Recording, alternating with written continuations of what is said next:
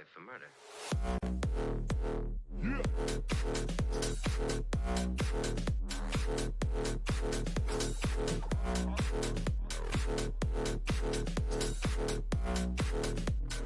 I want to kill him.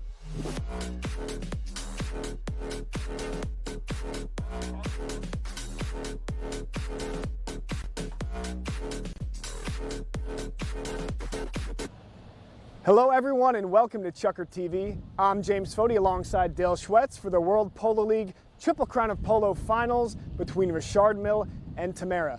Dale, tell us about today's matchup. Oh, this is a great matchup here. Let's just start with Mille.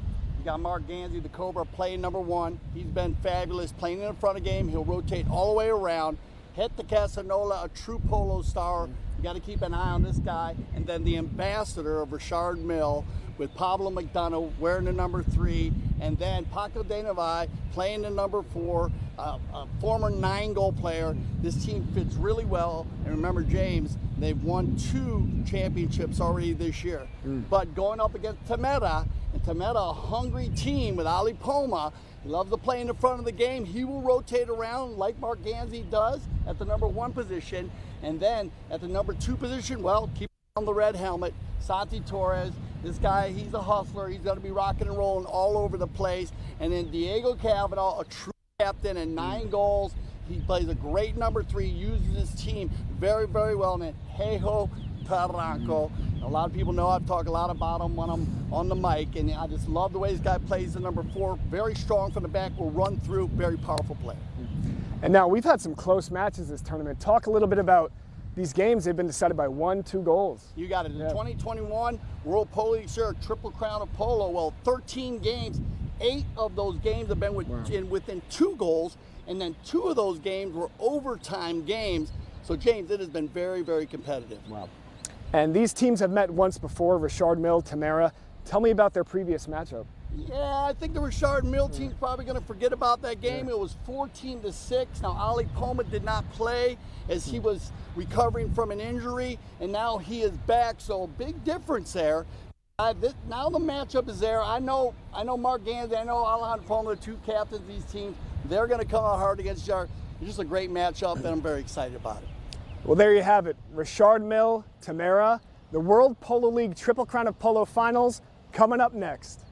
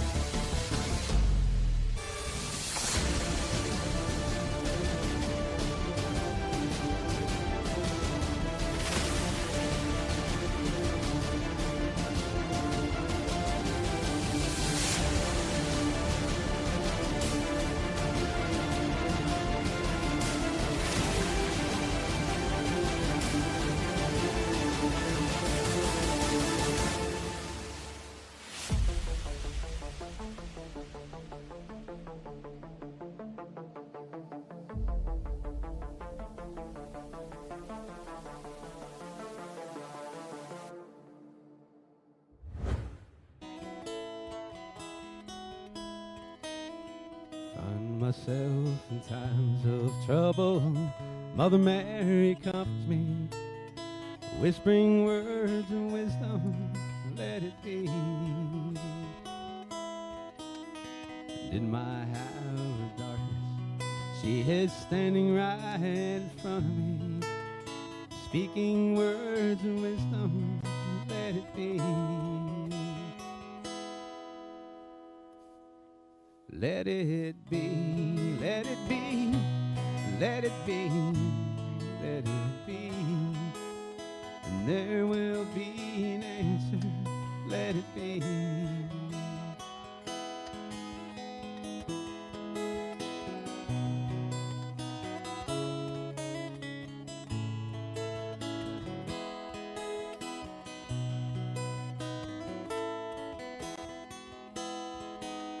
And all the broken-hearted people living in the world of grief, there will be an answer. Let it be.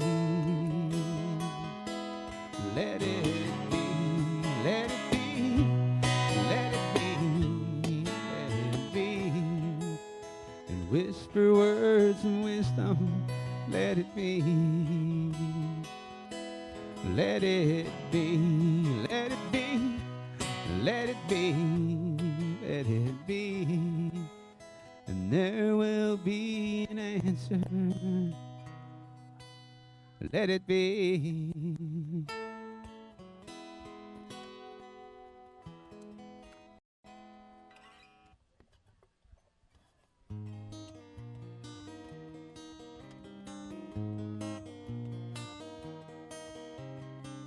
Put on my blue suede shoes and I boarded the plane. Touchdown in the land of the Delta Blues, in the middle of the pouring rain. Double C handy, won't you look down over me? I got a first class ticket, but I'm as blue as a boy can be. Then I'm walking in Memphis, walking with my feet 10 feet off the Beale. Walking in Memphis, do I really feel the way I feel? So the ghost of Elvis down on Union Avenue, followed him up to the gates of Graceland and watched him walk on through. And that security they did not see him, they just hovered round his tomb. But there's a pretty little thing waiting on the king down in the jungle room. Walking in Memphis, walking with my feet 10 feet off the Beale. Walking in Memphis, do I really feel the way I feel? Ladies and gentlemen, if you could please stand and remove your caps for the national anthem.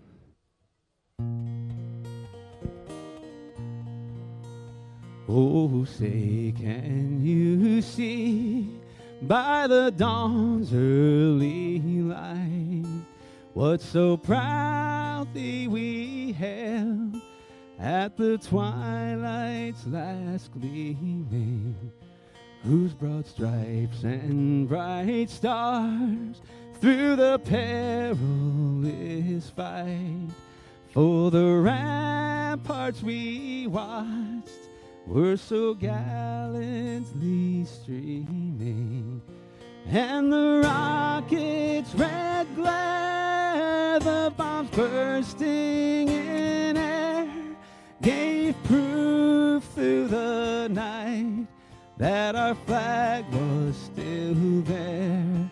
Oh, say, does that star-spangled banner yet wave for the land of the free and the home of the brave? Thank you very much, Mr. Tom Blake. Thank you very much indeed. And a round of applause, please, for our friends from Team Fast Tracks there. The WPL flag being brought down so elegantly by Mr. Matt Harvey, and the American flag by Mr. Larry Compton. Thank you very much also to Mike Tomaselli and our friends here at Team Fast Tracks. Thanks to have you with us again here on this special day. The final of the WPL Triple Crown of Polo 2021. Once again, a very good afternoon to you all. Great to have you with us. A lot of familiar faces here at Grand Champions Polo Club. I'm up here alongside Mr. Dale Schwetz. Good afternoon, Dale. You got it, Jan. Great to be here. 8 teams entered. They played 3 games within their bracket, and 2 teams from the top of the bracket advanced to the semifinals, and they now are in the finals here. Now, we also have the Cats 2-point challenge in place today, so any shot from the center of the field on a 5B or a 5A beyond the center will be worth 2 points today. So we'll keep you informed on that play if it does happen. But Yan, here we go. Richard Mille, 26 goal. Tamera, 25 for the World Polo League Triple Crown of Polo final. Absolutely. Now, let me just tell you a little bit about those two teams and how they did so far getting into, you just said it yourself, Dale, 8 teams entered, and we're down to the last 2. Richard Mille, of course, this afternoon playing in the white shirts. We will, of course, introduce you to the players momentarily when they come out onto the field, but an absolutely impressive result what they achieved this year, Dale. Never been done before. This is their 4th consecutive final. They won the All-Star Challenge. They won the Founders Cup. They had to concede and they lost, but they got to the final against Casablanca in the WPL Palm Beach Open. Now they are back in the final once again, trying to make it at least 3 out of 4. So it's going to be a cracking game, seeing how Richard Mille fare here this afternoon. Now, Tamera, of course, a team that has not made it to a final. This is a debut for them to make it to the final. Now, of course, being the Englishman, we always want to support the underdog. Either way, you said it yourself, 26 goals against 25 goals, so they will get a goal advantage from the outset. And as you said, Dale, they might get lucky and get in a situation where they could score 2 points from the CAT 2-point challenge. You got it. So we had 2 brackets, as we were just talking about, the 18. Bracket A, we had Casablanca with Grant Ganzi, Juancito Blini, Barto Casola, and Juan Martin Nero. They also had Pampa Norte in bracket A, which was Wacas El Sadiq, Pedro Falabella, Magula Prida, and Santiago Loza. Also, we had White Birch playing this year in the World Polo League. Great seeing Chris Brand here with Mariano Aguirre, Facundo Llorente, and Santi Tocalino. And rounding out Aurea Polo team with Justin Daniels, Torito Ruiz, Sugar Erskine, and Nacho Navija Estrada Yan. And then we went into bracket B. And in bracket B, we had Richard Mille. You're going to meet this team as they come out. Seminole Casino, Coconut Creek with Melissa Ganzi, Melly Broad, Juan Martin Zubia, and Nick Roldan and Alejandro Navija Estrada. Tamera, you'll meet them when they come out. And Santa Rita Polo with Robert Strom, Nacho Figueres, Clemente Zavaleta, and Horacio Lorente. And what a group of players and sponsors playing this year in the 2021 World Polo League. Absolutely. This, of course, the 4th year. Now, remember, this WPL was brought to life by Melissa back in 2018.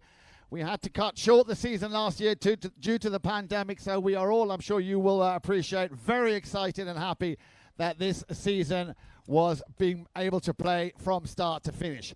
So, the players, as you can see, being walked in there by our 2 mounted officials this afternoon. Chief umpire of the WPL, Gaston Dorignac and Esteban Ferrari. Those are 2 mounted officials. Then up here in the commentary booth, Chief umpire of the Grand Champions Polo Club, Mr. Steve Lane, and the instant replay official back in the studio, Federico Martelli. So we are going to do the replay here today. Yeah, and remember, each team will have a challenge, 1 per half. They can challenge a play 15 seconds after the umpires recite what the foul was. We do have the triggers in place in which they can check and see if a goal is scored, check and see if a safety or any ball that goes out of bounds on a possession play, check and see if any unsportsmanlike conduct or any time a 4-legged athlete and a 2-legged athlete comes together. Yan, looks like we got them lined up. We have indeed. So once again, ladies and gentlemen, please, if you would, cast your eyes out onto the field and give the players, the finalists of the Triple Crown of Polo 2021, a warm welcome as I call out their names. Thank you very much. Starting then from left to right, in the white shirts, going by the name of Richard Mille. Ladies and gentlemen, give it up for the number 1, the Cobra, Mr. Mark Ganzi. At number 2, a talent that has no boundaries at 8 goals. Give it up for Hector Castagnola. And now we have a 10-goaler amongst our mates here of 10 goals from Argentina. Give it up for Pablo McDonough.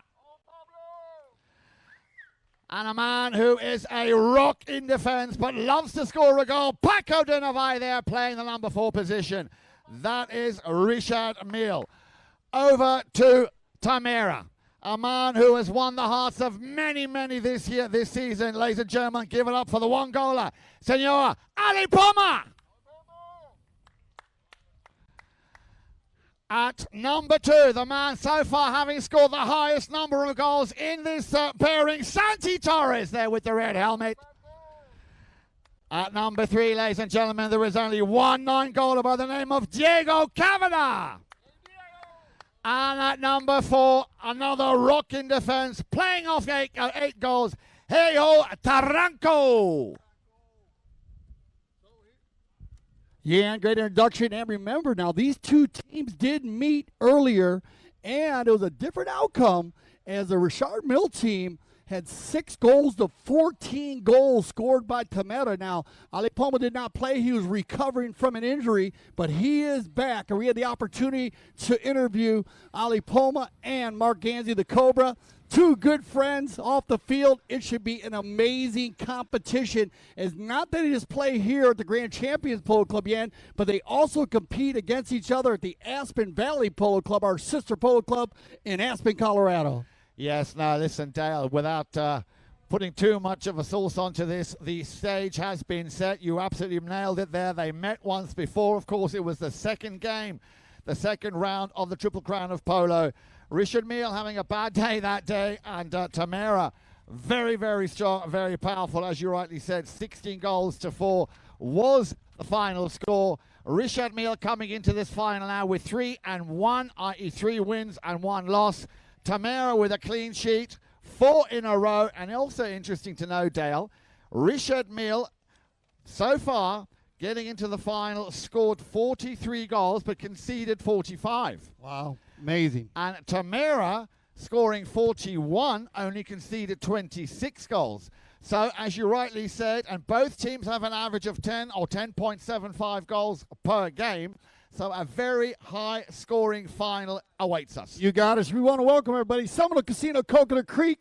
They are our hospitality sponsor for the World Polo League. Open 24/7, 365 days a year. Seminole Casino, Coconut Creek presents a fully integrated, energized, stylish, and upscale local casino experience. World-class dining, including its award-winning steakhouse, New York Steakhouse, and live entertainment. And we are so happy to have Seminole Casino, Coconut Creek back this year for 2021. And I believe, Dale, that is where you're taking me for dinner next week. That's right. That's her name. Melissa Ganzi, of course, bringing that team to the field. Very competitive this season, as they did play here in all of our tournaments. So it looks like we got the black and blue out on the field, Yan. I am excited about this one.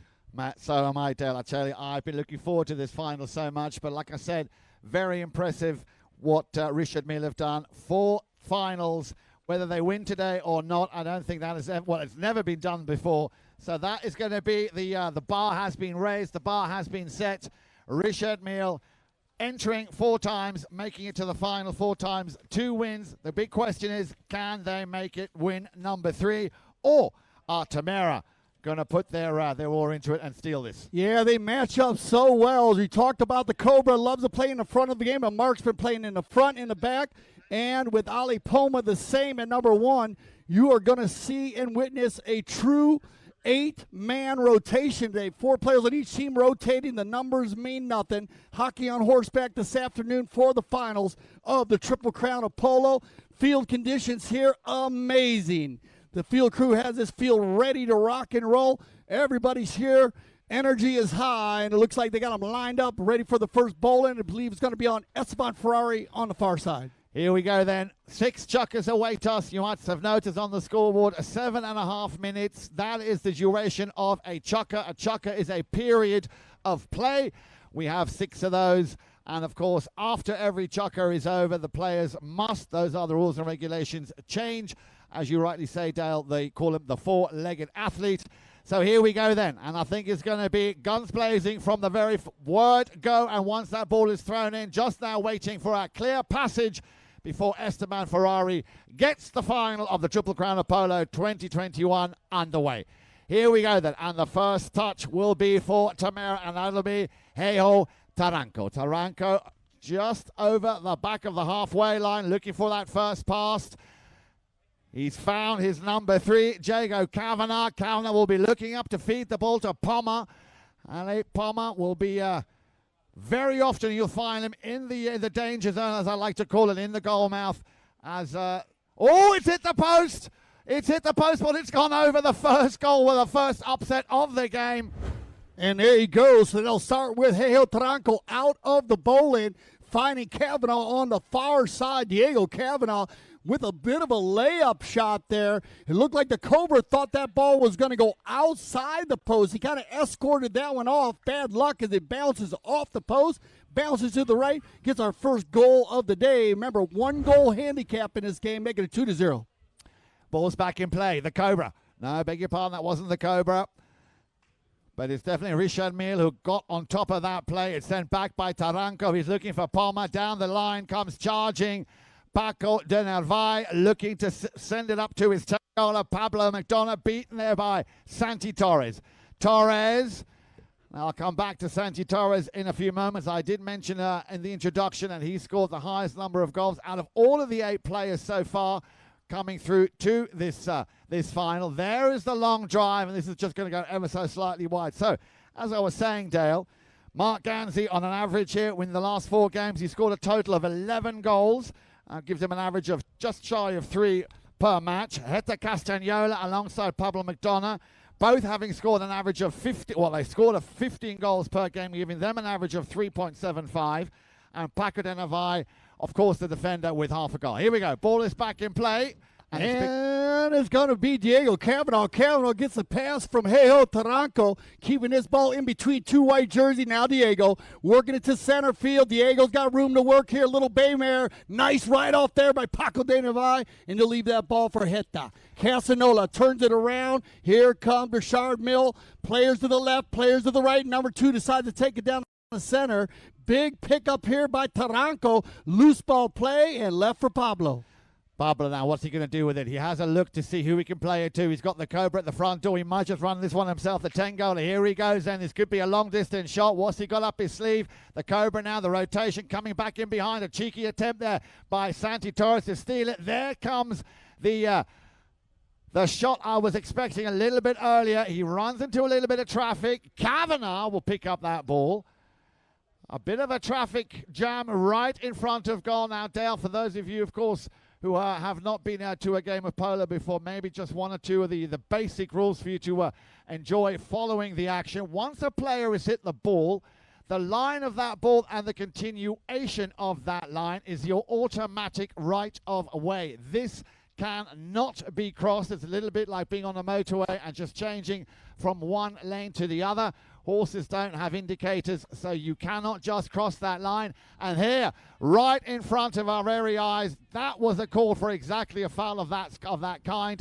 Torres there coming across the line, which Heta Castagnola had already established himself on. So a good call by the umpires to blow on that play. Yeah, they're going to catch Santi, turn the ball to the right there, and it looked like Diego Kavanaugh, captain of the Tamera team, is not in agreement with that. He thought he might have a little bit more room, and looks like they're going to talk about it. So remember, each team does receive a challenge, 1 challenge per half. You need to use it or lose it, and let's see if they decide to do here. Diego is going to ride down and change out here, but, you know, it kind of looked to me like they had a little bit of space there too, Yan. And they're going to say no foul on the play, and I got to tell you from up here, I thought they did. You know, this is the highest polo in America, all around the world besides Argentina, so the window must be closing. It cannot be even, or it cannot be opening. And right there, they're going to bring this one back. So good job here by our umpire team working this one out. They'll bring it back to center for the bowling. So on the halfway line, then they line up. Some of the players using this opportunity to quickly get on a fresh set of legs. And of course, there is a real strategy and a real science behind when you come out on which pony. Of course, very much dependent on how the score line will read at the moment. If you've just joined us, a very good afternoon. It is 2-0 for the team in the blue shirts, Tamera. And you can see there the whistle being blown once again by the chief umpire of the WPL, Gaston Jorignac, waiting for a clear passage. There should really be no contact before the ball is released. Here it is, ball's back in play, and it's picked up. The first touch was Palmer. Palmer Tried to send it up to Taranko. Taranko couldn't control it. There comes the near side backhand. Now, when we say near side, you might have all, of course, noticed that the players are only using their right hand. You cannot play polo using your left hand. That was a rule that was abolished back in 1974. There is the drive from Taranko. Will it go all the way? Taranko looks like it could be goal number 2 for the 8-goaler, and that makes it 3-0. Yeah, Heiho Taranko, this guy will power Polo from the number 4 position. It just goes to show you right there, shooting from about 80 yards out, dead center. And that's going to bring us to our first courtesy change of the day. We use the courtesy change here halfway through every chukker for safety of the four-legged athlete. Yeah, and we've talked a lot about the courtesy change. And one thing we do know about the courtesy change is we have less injured four-legged athletes playing the polo game. It is a timeout for the four-legged athletes, not the two-legged athletes. If you do need a timeout, extend that timeout. The umpires will work with the two-legged athletes, but we try to keep it around 45 seconds to a minute. And if you count it out, that's about 6 minutes in a game it takes to take special care of the four-legged athlete that's so important in the game of polo. Absolutely paramount, very, very important. Not to say that we don't also care about our players, Dale, but you're absolutely right. Pony welfare are very, very important. And I'd like to also say that it's very nice to see Juan Martin Zubia back in the house again, enjoying the final here this afternoon. Hola, señor, ¿qué tal? He said todo bien, todo bien, so he's in good form. Good afternoon, Mr. Steve Lane. Our third man, of course, chief umpire of Grand Champions Polo Club. Here we go then, 3:16 on the clock. The ball's back in play and a nice pick up here by the Cobra. Ganzi on a run here. He's got Santi Torres, who just, I don't know if he got a piece of him, but he definitely picked up that loose ball. Torres now always easy to identify with the red helmet. He, the man with the highest number of goals scored so far between these two teams in this Triple Crown. A total of 18 goals he scored so far. Keep an eye out on him as he sends the ball up over on the far side, looking for Jago Kavanagh. Kavanagh slamming on the brakes here. Palmer up at front, wanting that ball. In comes a challenge there from Richard Mille. They get the ball over the halfway line. It'll be left once again for Heiho Taranko. Taranko has already scored from about 80, now shoot from 120, lays this one in to give and go. Diego Kavanagh from 60 yards out and just off to the left in the low flag. But yeah, once again, the give and go from Taranko to Kavanagh, you need to watch out. Yeah, the combination here by Tamera, absolutely second to none. They've come in very, very strong. Two very quick goals. Remember, they had a goal in hand. As we continue with the action, a hit out here by Paco de Navai. The ball will go over the sideboards, and that, of course, means a change of possession. So Tamera, finding themselves in Richard Mille territory now, have a slight advantage here. Now, you know what? Taranko, if he felt like it, could score from here. Heiho with the possession play, and he actually goes for that play, but he lays it to the inside, and this will be Pablo McDonough. A little quiet here in the first chukker as Pablo McDonough works it down the far side. He's got Heta on the move. Taranko with the rotation. He's got to give one play there. Heiho gives him the play, and we will get a late whistle on that play as Heiho moving from right to left. And as you explained the right-of-way earlier today, Jan, remember the player following the ball has the right-of-way over a player moving towards the ball. So in this case, Heiho Taranko is going to get caught on the right-of-way violation with 1:26 on the clock. So another opportunity here as we now go to the first penalty of this final. Now, for those of you who are new to the game of polo, there are 3 penalty opportunities that can be had right in front of goal. And as you can see, Mark Ganzi, the Cobra, teeing up that ball on the penalty 3 mark. That is 40 yards the distance. It's an open goal, cannot be defended, unlike the penalty 4. We'll come to that when we have one. So, Heta Castagnola now with an opportunity here, an open goal to get Richard Mille up on the score sheet.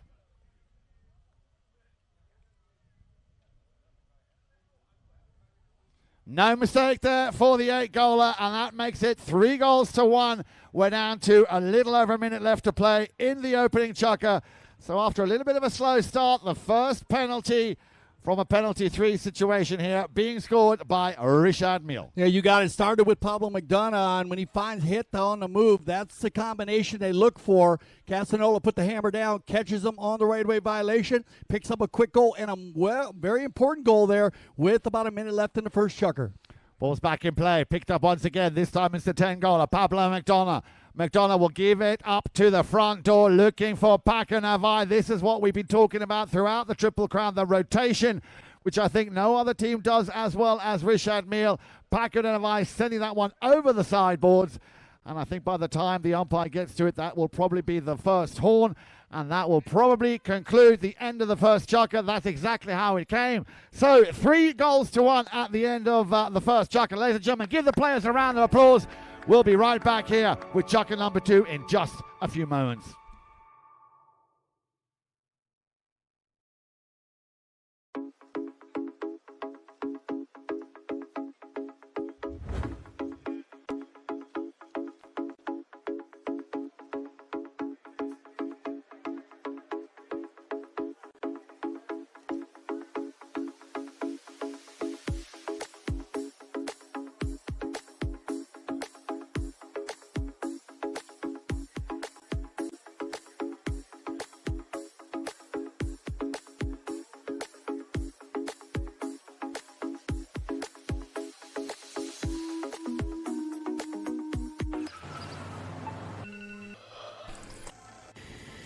An active lifestyle means you never stop moving. That's why only Theragun devices are designed to release your body's deepest muscle tension, so you can do the things you love. Land that pose, hit that final rep, taste success, and do it all over again. You only have one body. Make it a TheraBody.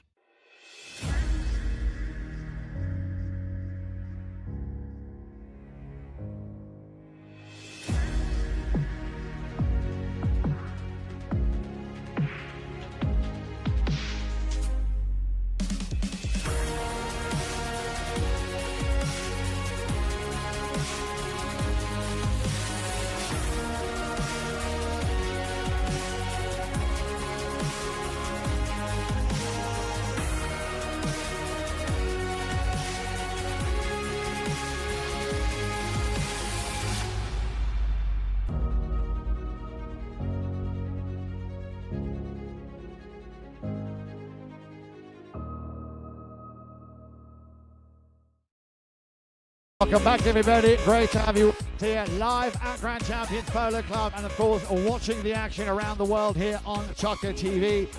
1 chukker played, 5 to come. We are here at Grand Champions Polo Club for the Triple Crown of Polo, the final 2021, the 4th in our WPL tournaments. And the team in the white shirts, Richard Mille, with an impressive result so far, having made it to 4 finals. At the moment, they trail. They're up against Tamera, the team in the blue shirts. Ali Palma, Santi Torres, Diego Kavanagh, and Hejo Taranco. Richard Mille with Mark Ganzi, Hector Castagnoli, Pablo McDonough, and Paco de Navai. And as you said, Dale, they met in round 2 of this tournament when it was an absolutely open-shut case. Tamera beat them 16-4, so I'm sure Richard Mille will be looking for to settle the score here this afternoon. And this, of course, is when it matters, the final. We had a whistle just at the end of that previous chukker where the ball went over the sideboards. Play will resume where play ended, and it's a hit from the spot. A change of possession play in favor of Richard Mille, and taking the shot will be, once the umpire says play, Pablo McDonough. The ambassador of Richard Mille in range here. Down by 2 goals. Here goes Pablo.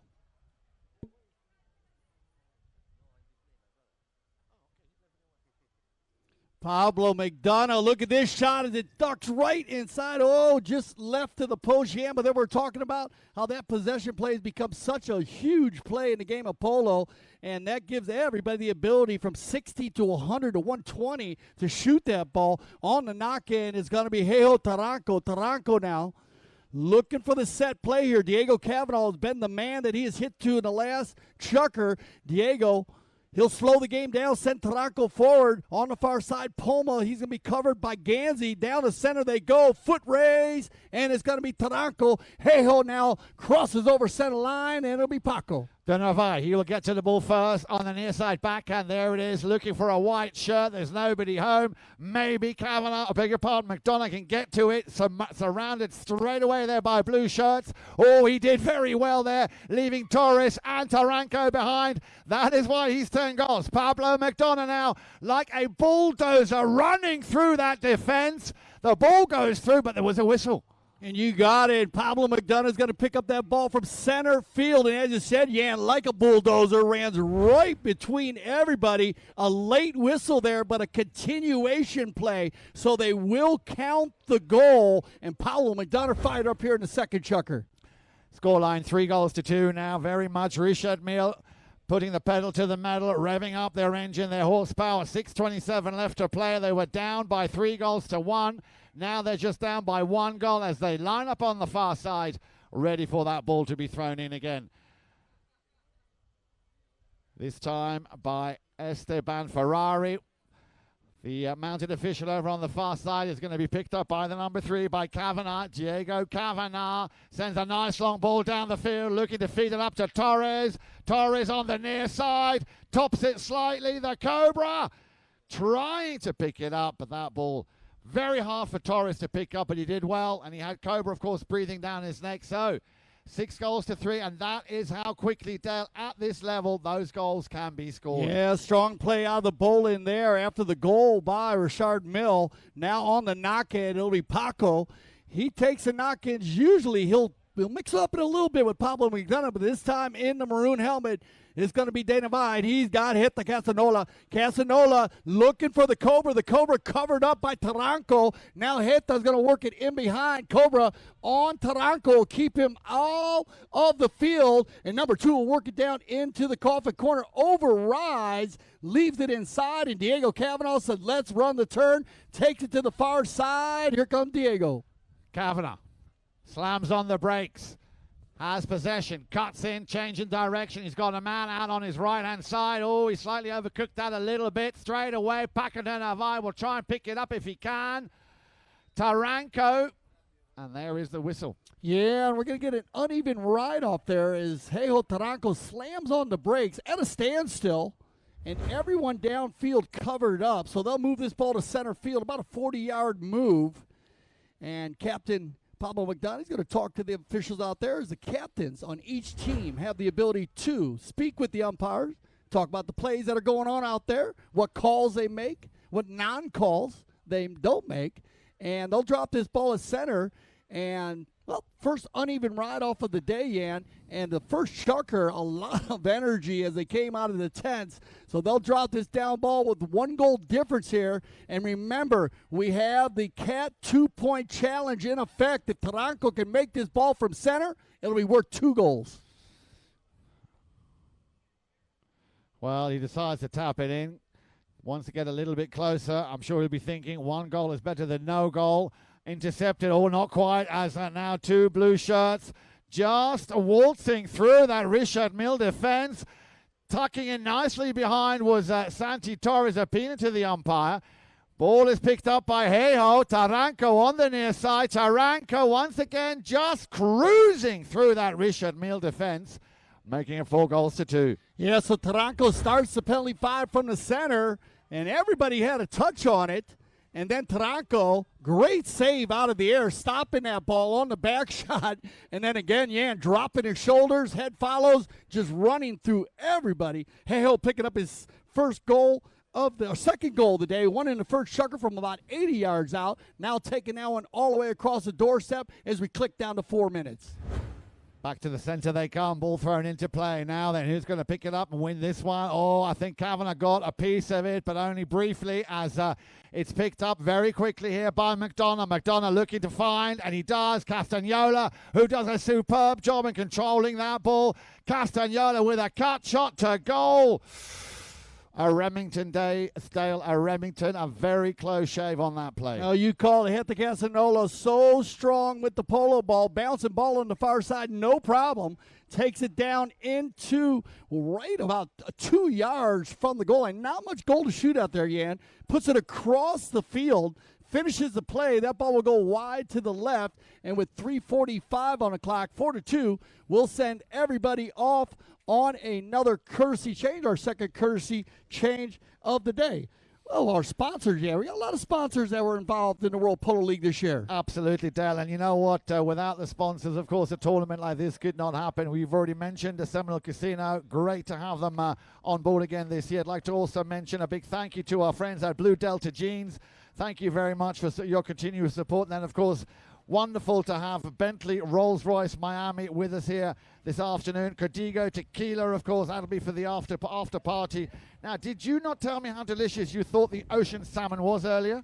Oh, just truly amazing. It is just a fabulous place, and the restaurants and the energy, amazing. Then we've also got our friends from Super Coffee, who have been a very, very refreshing drink here that we've had throughout the WPL. Tito's Vodka, of course, Cochino Bar, Richard Mille, we mentioned. I'd like to also welcome our friends from ESPN, also ESPN Argentina, and of course our friend from Negroni, who this afternoon are handing out the complimentary empanadas, the Colony Hotel. And of course, Dale, have you had a look at the beautiful Tiffany & Co. trophy? That is the beautiful trophy, the Triple Crown that they'll be playing for later on, or when we have the prize presentation. Amazing, amazing. You know, as they go and change here, look like we're going to have a little bit of talk right here as one of our third man comes out of the stand to talk with on our mounted officials about some of the plays going on here.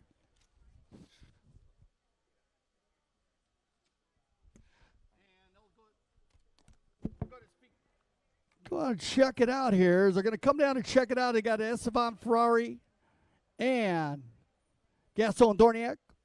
Talking about our third man, Steve Lane. As we said earlier, Federico Martelli will be as our IRO instant replay official.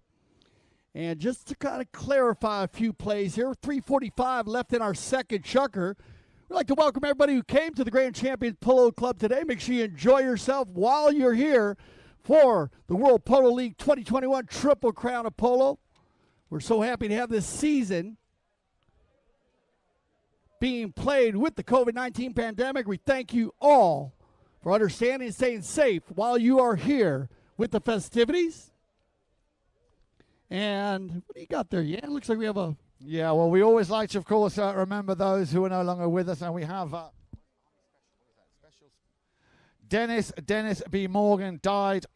Yeah, and the two jumpers, of course, that came out earlier, Matt Harvey and Larry Compton, they always bring the flag down in honor of a serviceman, and this was in the name of Dennis B. Morgan, who died on April 17th, 2004, serving during the Operation Iraqi Freedom. 22nd of the Valentine, assigned to the 153rd Engineer Battalion, Army National Guard winner, killed April 17 when he was armored personnel carrier was hit an improvised explosive device in well, I can't pronounce this very well, but it was in Iraq, and of course the memorial and of course the remembrance, very important. And I like the way that fast tracks do that. Every time they jump out of the plane, it's always in honor of a lost serviceman serving for our freedom here today. You got it. And it was great to be honored. Dennis B. Morgan, Yan, thank you very much. And we want to thank his family and everyone who is involved with him. Well, we have a little timeout here. We have our two captains. You have Diego Cavanaugh in the blue jersey, number 3. Pablo McDonough, the ambassador of Richard Mille, captain of the Richard Mille team, in the number 3 in the white jersey.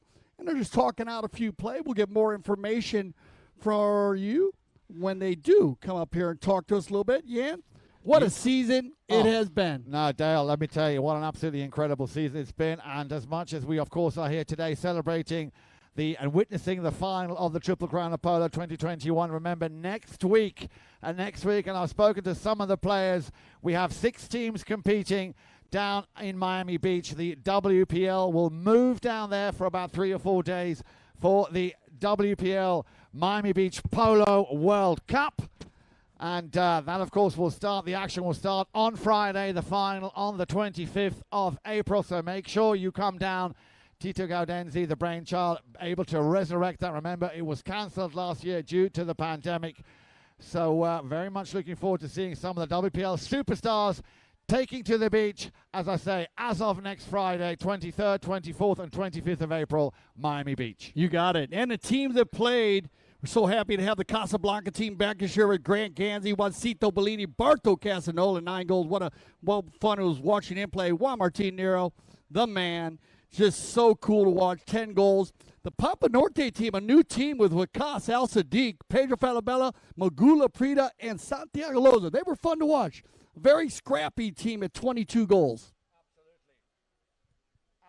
Absolutely. And Wakas Al Sadiq, of course, with his team, also winning the hearts of so many people.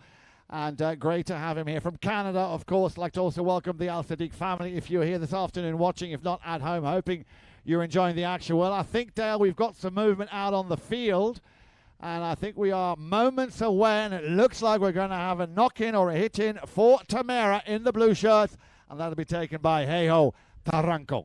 Yeah, we'll get a little feedback for you here. We're going to give it our third man, but Taranco with 3:45 on the clock. Here we go. Back to the action. Second chukker, and Tamera holding on to that 2-goal lead as they had 1 goal given to them on handicap. Big ball to the outside, and it's going to be picked up here by Kavanaugh. Diego. Rotation by Taranco. Now Diego in the gray helmet. Little pump fake there. Do-si-do turns it back, and he'll be picked up here by Paco. Across the center they go, looking for Heiho. Heiho needs to turn up and meet that ball. Now the give and go back to Diego. Nicely done, and Torres just a little bit slow, but in comes Diego. Kavanaugh has a challenge there from Paco de Navai. That ball did not go through Ali Poma, again finding himself in that danger zone. And here is the snapshot up to Castagnola.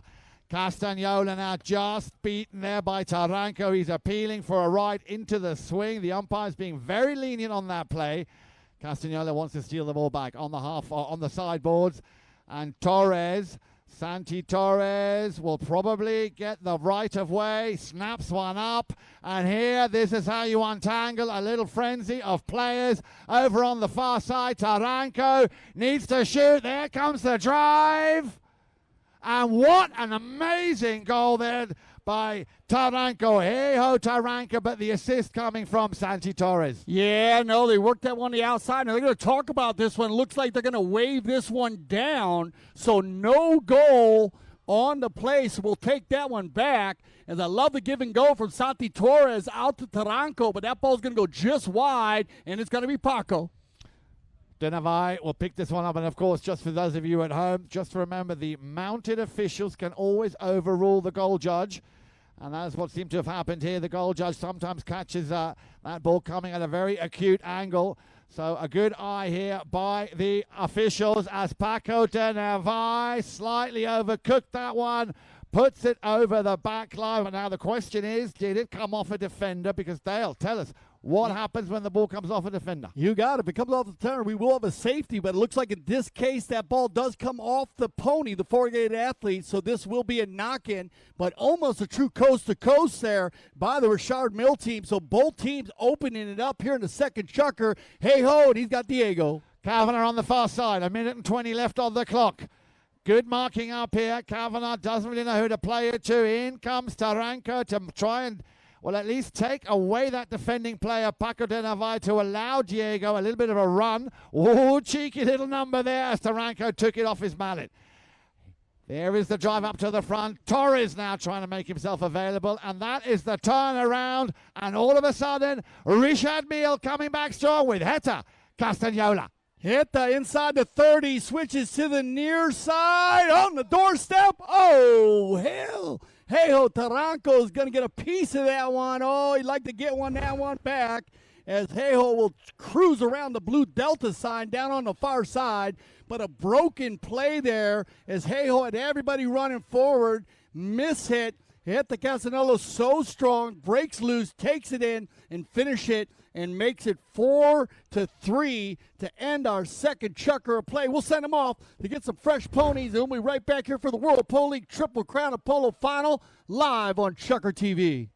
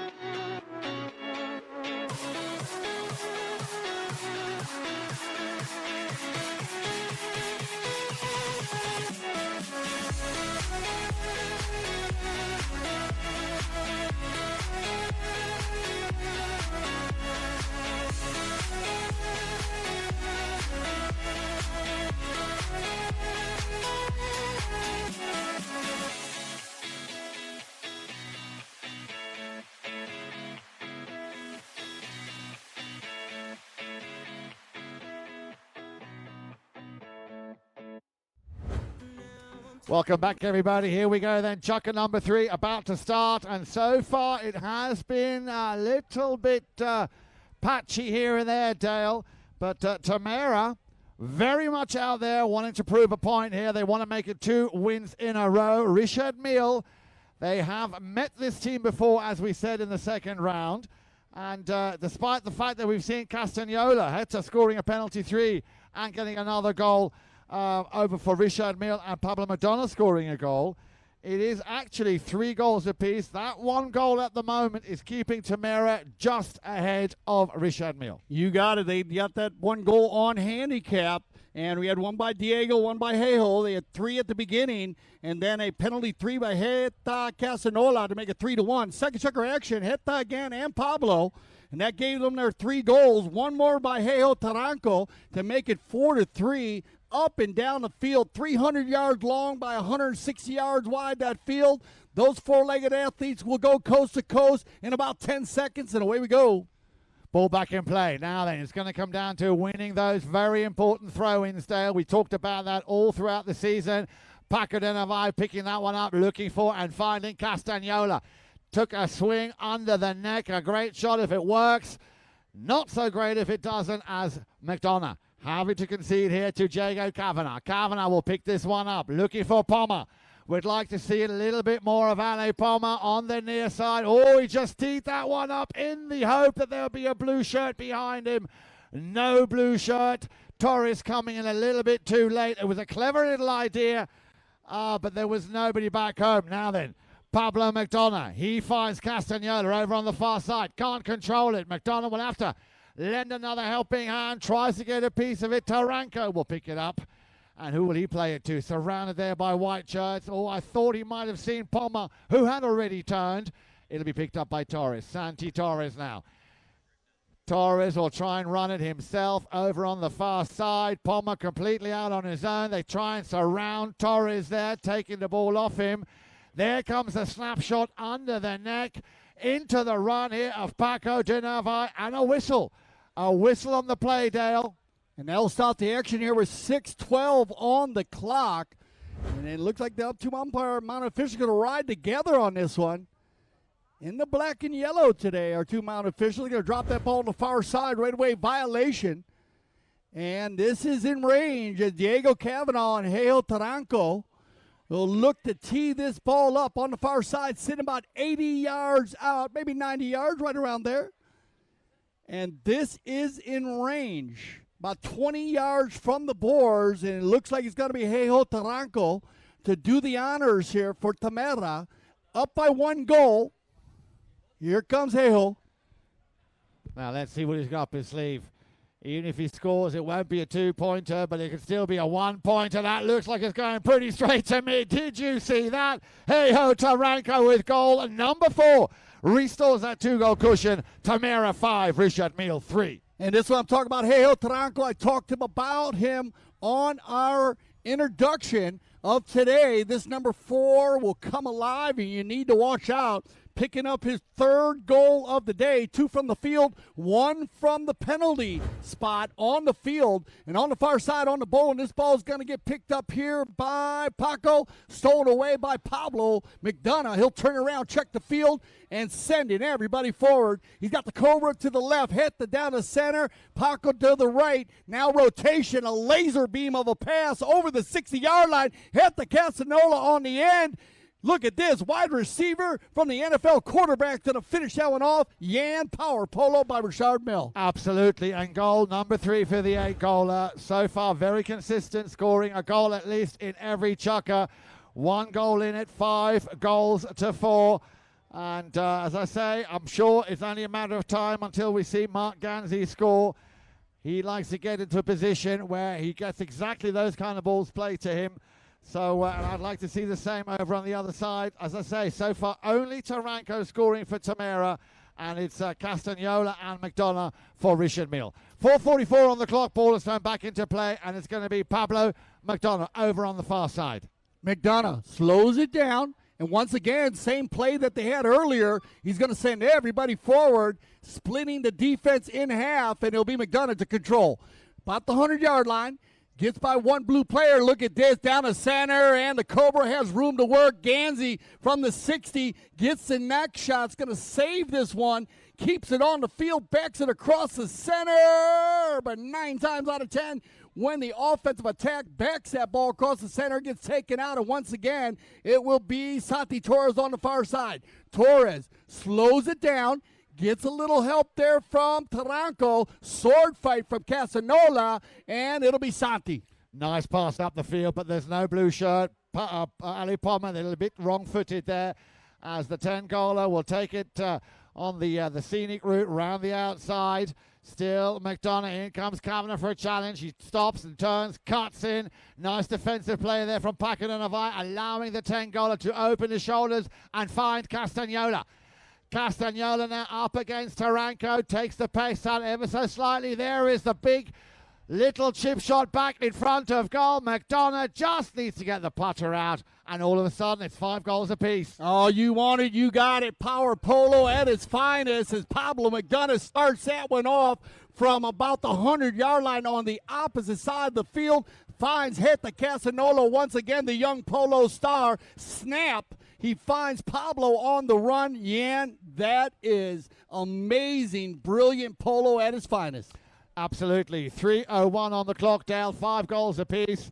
And a very quick courtesy change being allowed. But look at how quickly Tamera, 3/4 of that team, coming straight back out onto the field. They've got their rhythm going. They've got their flow going. They do not want to have any unnecessary interruptions. Also now on a very fast pony here, the Cobra coming back out quickly. And just as I was talking about it, he nearly had a chance just a few moments ago to get that first score of this final. Yeah, no, you got it. They got the equalizer there, and it's just what they wanted here, the Richard Mille team. And I love the energy of all the players coming back after the courtesy change, ready to go. Everybody jumping on quickly, keeping us ready. And right here, Yan, 5-5, 3 minutes left. Everybody on fresh legs. Absolutely. And now Richard Mille, of course, I'm sure will be a lot more confident going into the remaining 3 minutes left in the first half. There will be a slightly longer break in the halftime interval. Chance for you to maybe top up your refreshments.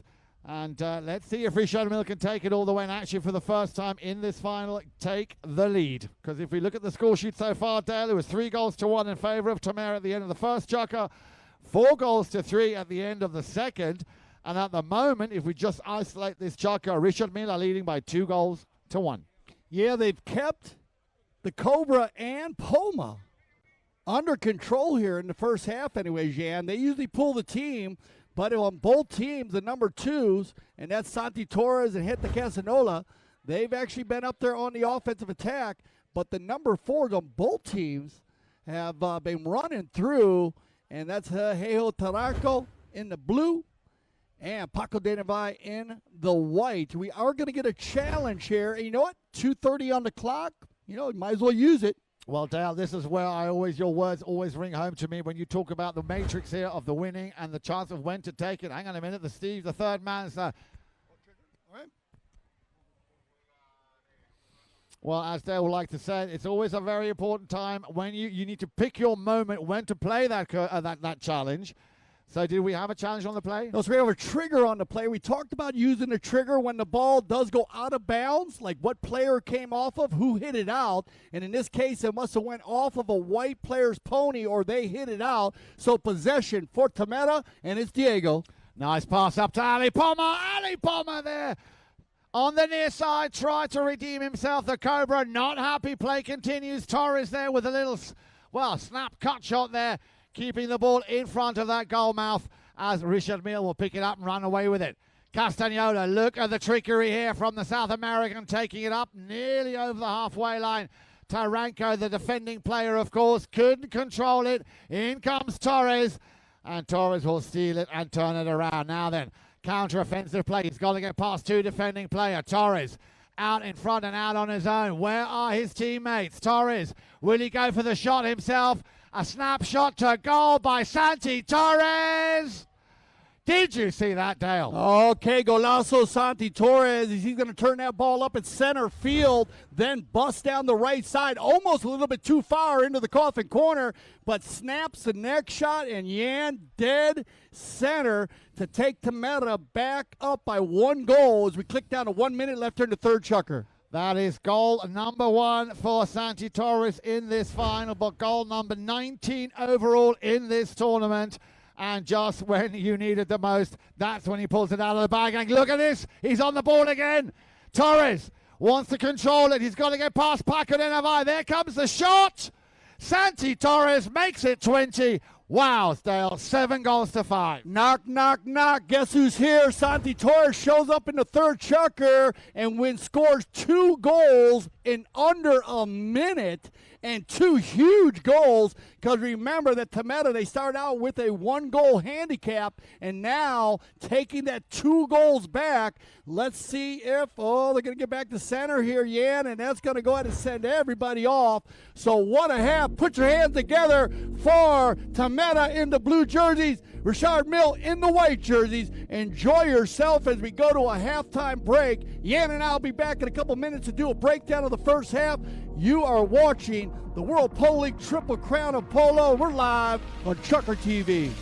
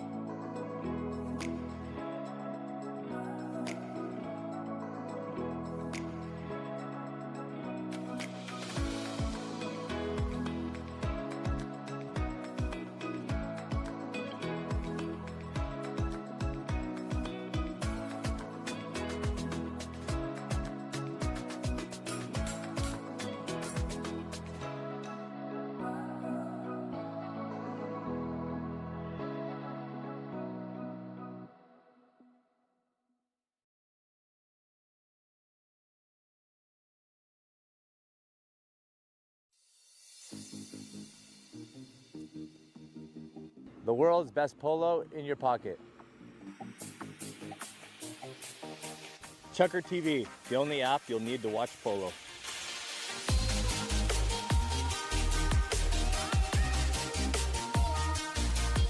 The world's best polo in your pocket.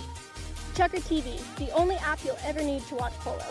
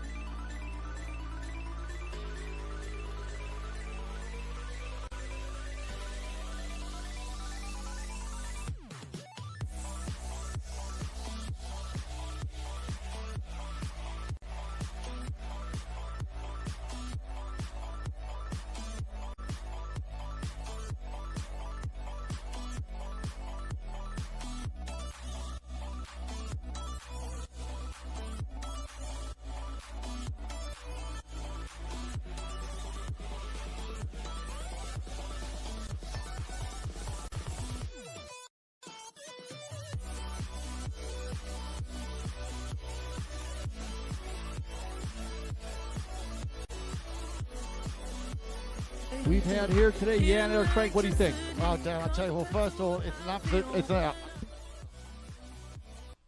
an absolute privilege and a pleasure to be here. And so far, we've seen two of the best teams. With Mille, of course, as I keep saying, in the final for the fourth time. They had a little bit of a shaky start getting off the mark. Tamera coming in very, very quickly. They knew they were going to be under pressure from the very first ball in. They kept the control. They were doing very well after the first two chukkers. Chukker number 3, it looked like Mille were pumping it up a little bit, but then those two goals by Santi Torres, and you know what I think of Santi Torres. So I think the score very much reflecting exactly where it should be at this level of the game. Yeah, you got it. You got Mark Ganzi, the Cobra, playing 1, and Ali Poma playing the number 1. Seemed to be getting canceled out here the first half, working hard against them, but then everybody works in behind them. For the Tamera team, like you said, Santi Torres, who was just fabulous at the end of the third chukker, just unbelievable what you can do. 2 goals in less than a minute. But then on the other side, with Richard Milton, hit the Casanova, 9 goals, true polo star. This kid is just comes alive, and you need to keep an eye on him. Then you move to the number 3 position. Diego Cavanaugh doing a great job captaining the Tamera team. But when Pablo McDonough, the ambassador of Richard Mille, gets going, you need to watch out. And what can you say? You know, Hejo Taranco, he's been strong at the number 4, scored 3 goals in the first half. And then you have Paco de Navai, who stays in the back. And we got the interview. Pablo McDonough said he loves playing with Paco de Navai. He says he's one of the easiest players he's ever played with. Absolutely. But you know what, Dale? I think the best is yet to come. We saw very closely just before the end of the first half, Ale Poma getting himself a lot more involved. So I'm pretty sure, and I'm rooting for Ale Poma, of course, very solid off 1 goals. And, of course, at the end of the day, may the best team win. But we are seeing a fantastic display here. And what better day than right now on the final. You got it. So we'll get the team back out here. You get ready here on ChukkerTV for our second half. Everybody here at the Grand Champions Polo Club, enjoy your stay. World Polo League, Triple Crown of Polo. We'll be right back.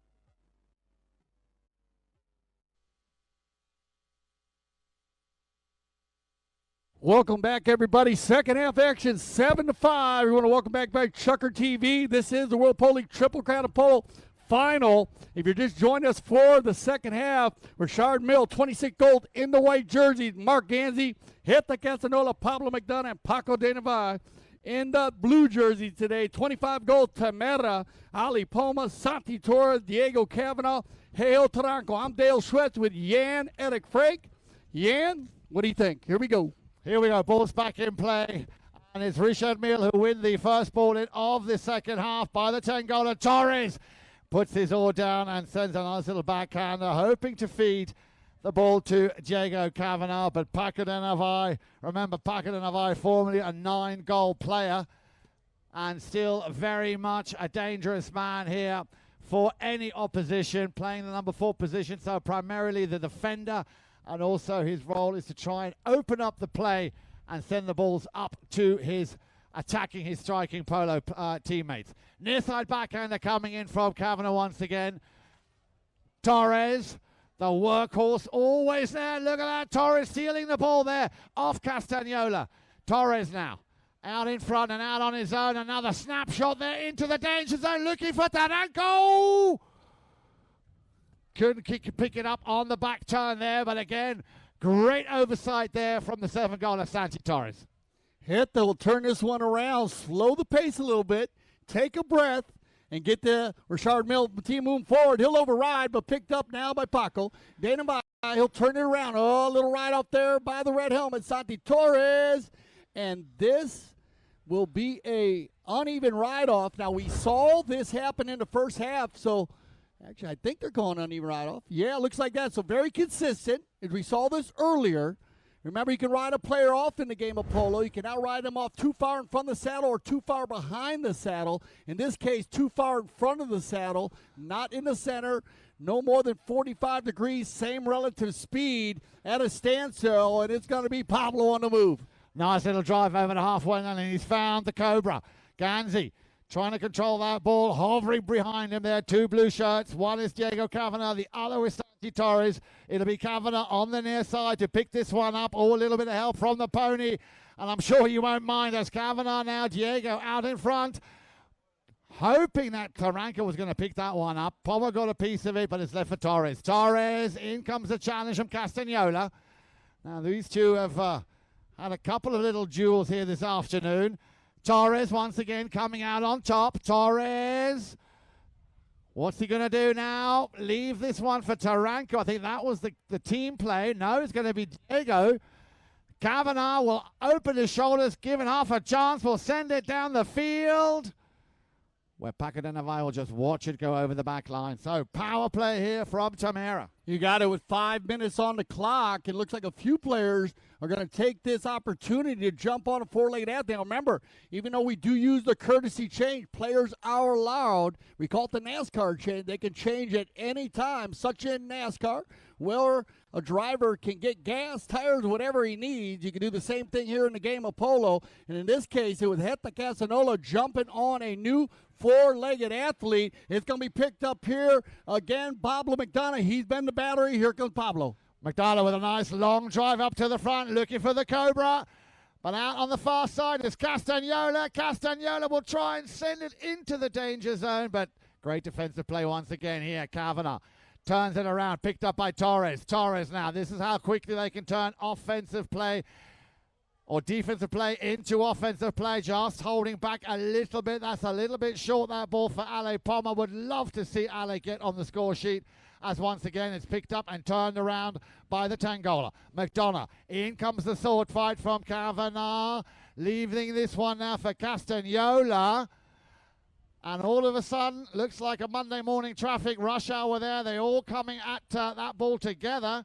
How did you see that one, Dale? Well, whistle on the play with 4:06 on the clock, and it looked like Heta Castañola slammed on the brakes there in another uneven ride-off, this time not in front of the saddle, but behind the saddle at a standstill at about the 80-yard line. So they'll bring this ball past the 60 to the 40, and when we return from our courtesy change, we will have an open goal penalty 3 in favor of the white jerseys, Richard Mille, and that's been hit the Castagnolo, and he's 100%.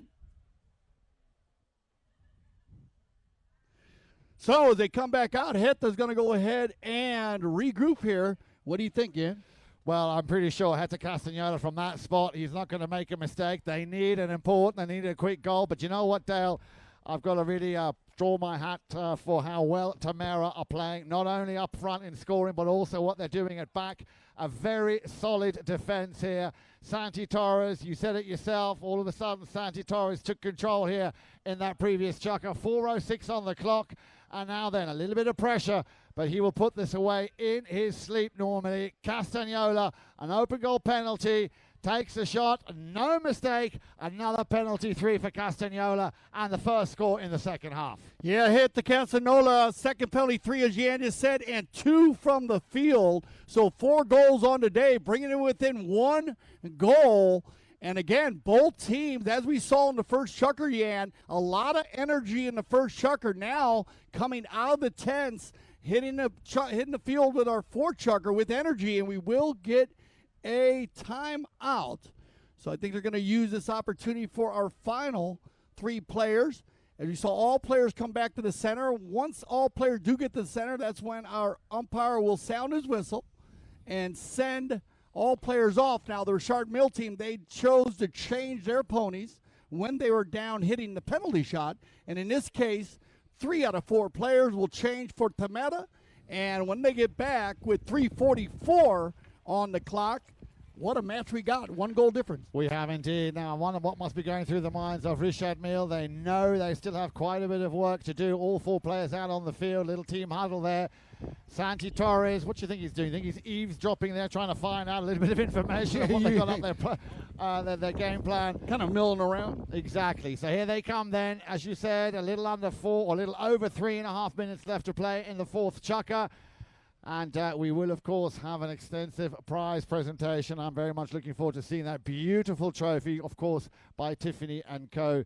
And that'll be amazing trophy. The best trophy in polo. Absolutely. Here we go. The ball is back in play. The 2 number 3s battling it out. McDonough got a piece of it. Sends Paco de Navai on his way. Torres will steal it with a snapshot under the neck there.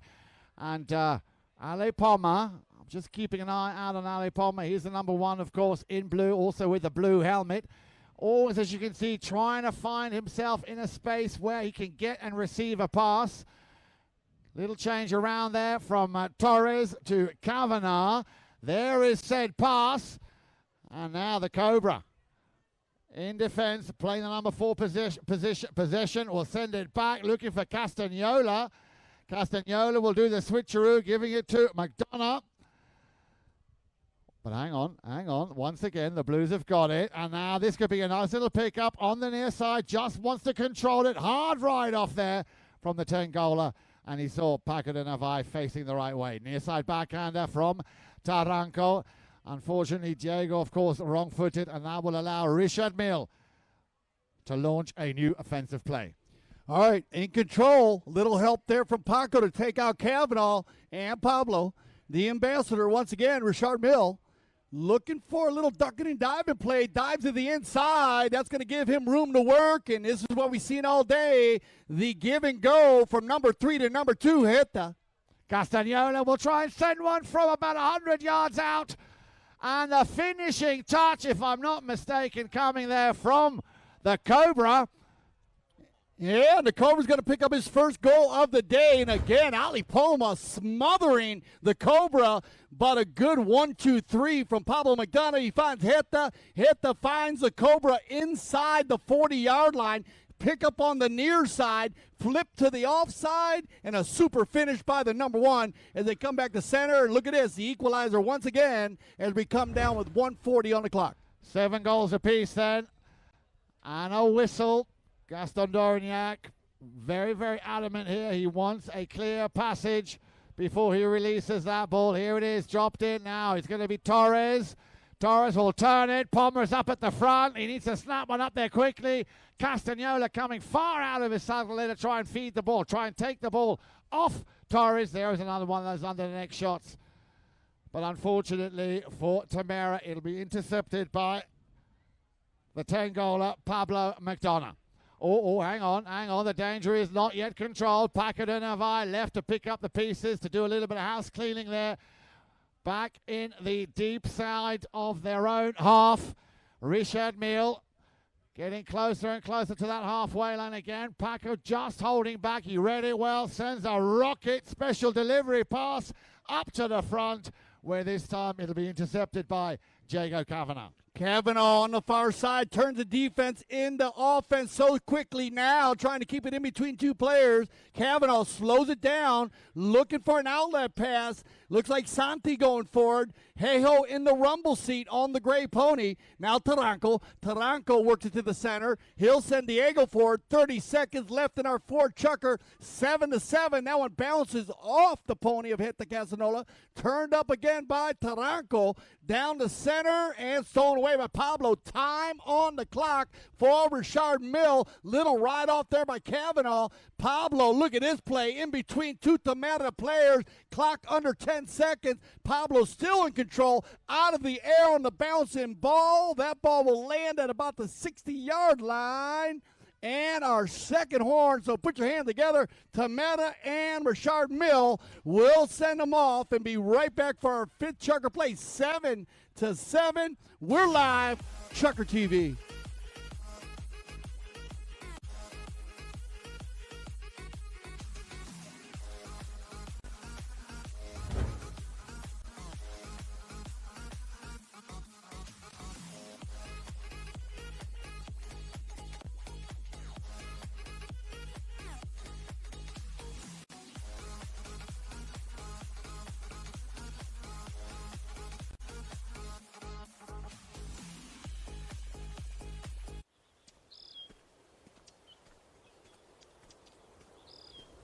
To be able to come here and play a course such as this, it's a great experience. Probably the best tee gift I've ever received, so, and that's no lie. My wife actually gave me a pair for Christmas before I played in the tournament, so this will be my third pair, so I'm looking forward to it. Over the calf, 17 and a half. Outseam 43 and a half.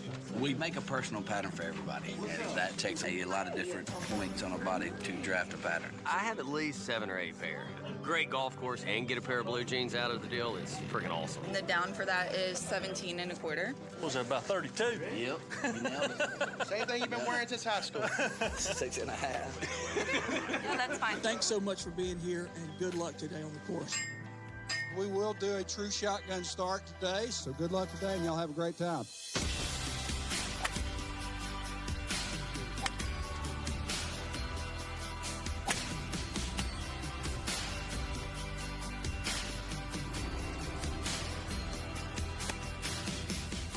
People aren't accustomed to getting a gift like custom pants at a golf tournament, but for clubs that do offer that to their members, it's been a success every time because it's so unique, it's so different, and it's an American-made product that's custom. You get measured for it, you get to design it and pick it.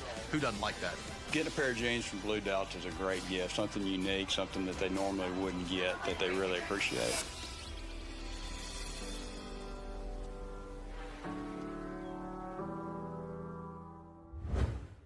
Welcome back, everybody. 7 goals apiece. You couldn't make this up. We're in the 5th and penultimate Chukker, Dale. No score by Tamera in that last Chukker. 2 unanswered goals, 1 by the Cobra, 1 by Heta Castagnola. Is this the turnaround? Yeah, that's what you're looking for, Richard Mille. That defensive battle, that's what they wanted. Because if you break it down, 3-1 after the first, Tamera. Then 4-3 after the second, Tamera. 7-5 after the third Chukker, Tamera. And then you come into the 5th Chukker. After the 4th Chukker, you come in there and look at this. 7-7. Perfect situation for the white jerseys. This is what they want to be in. And, you know, we had so many teams playing this year. And we'll talk more about them at our currency change, Jan. But we have the Semla Casino Coconut Creek team. And we have the Santa Rita Polo Farm team. But we're going to talk a little bit about them at our next currency change. But to start this 5th Chukker off, that ball landed at about the 60-yard line. So umpire Esteban Ferrari will bowl that ball in from the center to the boards. And it looks like they're ready to go. Here we go then, Chukker, number 5, 7 goals apiece. And a big opportunity here. And they win the throw-in. 10-goaler there takes a shot. Can it be saved on the line? We had that situation once before. He was a little bit unlucky this time, no mistake. Diego Kavanagh getting that ball out of the jaws of the goal mouth. Here we go then. The pressure still on. Richard Mille, Castagnola fakes the backhand and will turn it around. In comes Paco de Navarra to try and get rid of Hey-ho, Taranco. A snapshot there looking for the 10-goaler. Down the line comes charging Kavanagh. Well read there by Pablo McDonough. So Taranco will try and find a little way back out of his own half, but this could look like an under-the-neck shot coming in here. Oh, cheeky little play. Look at that. Look at that, Dale. That is elegance in motion as Castagnola just put that through. I mean, really not a difficult shot, but I like the way Pablo McDonough just snapped it to him with a little bit of pace. Yeah, it looked like Pablo was going to go ahead and strike that ball by himself. But again, the 1-2 combination from number 3 to number 2, Pablo to hit on. He just sends it in there. And as you said, a cheeky little shot. I love when you say that. So goal number 5 for Castagnola at the moment, leading the goal scoring tally here in this final. And they have it once again. So they take the lead for the first time, Richard Mille, and it's the 10-goaler, Pablo McDonough. McDonough topped that one slightly. Little backhander, but again, only as far as the next white shirt, and that is Castagnola. And he will cut in now. He could also send a ball special delivery. He might have another crack at this. Castagnola trying to control it. Has it taken off him there by Taranco. Taranco feeds the ball to Ale Palma, who couldn't unfortunately control it on the turn. But Torres will send it high in the sky over the halfway line. Palma, two blue players not hitting the ball. A cut shot there from Castagnola, sending it back to Pablo McDonough. McDonough's going to turn it around here and send the white jerseys forward. Heta's going to go to the number 1 position now. Help from Paco on the far side. Great ball control here by the man in the black helmet. He'll slow it down. Oh, a little problem right there. Stolen away now by Torres. Santi's going to turn it up. A little bit of a stall as everybody's standing around center. Now Torres will work it over center. We're going to click under 5 minutes here in the fifth chukker. Picked up again by McDonough. Ali Poma going to jump on this ball. Leaves it for Torres on the open back shot. Override.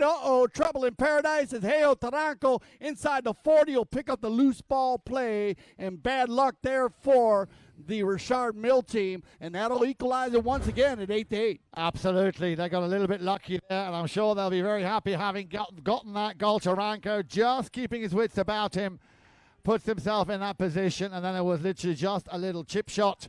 And as you said, Dale, the equalizer, 4:15 back on the clock. So no matter how you look at this, Tamera will not go down without putting up a solid fight. And you know what, Dale? They might even win it. Yeah, every time you see the Richard Mille team seem to take the lead, take control, the blue jerseys seem to jump back on it and bring the energy back to the center here. They're going to go ahead and skip the courtesy change and come in on about one more minute to play. Turned around again in Taranco. He's been everywhere here in this Triple Crown of Polo final. He'll slow it down, looking for a clean place to hit this ball. Now he gets an open outlet pass. He's got Diego. Kavanagh on the boards will send it back into the danger zone. A little bit too steep there for Palma.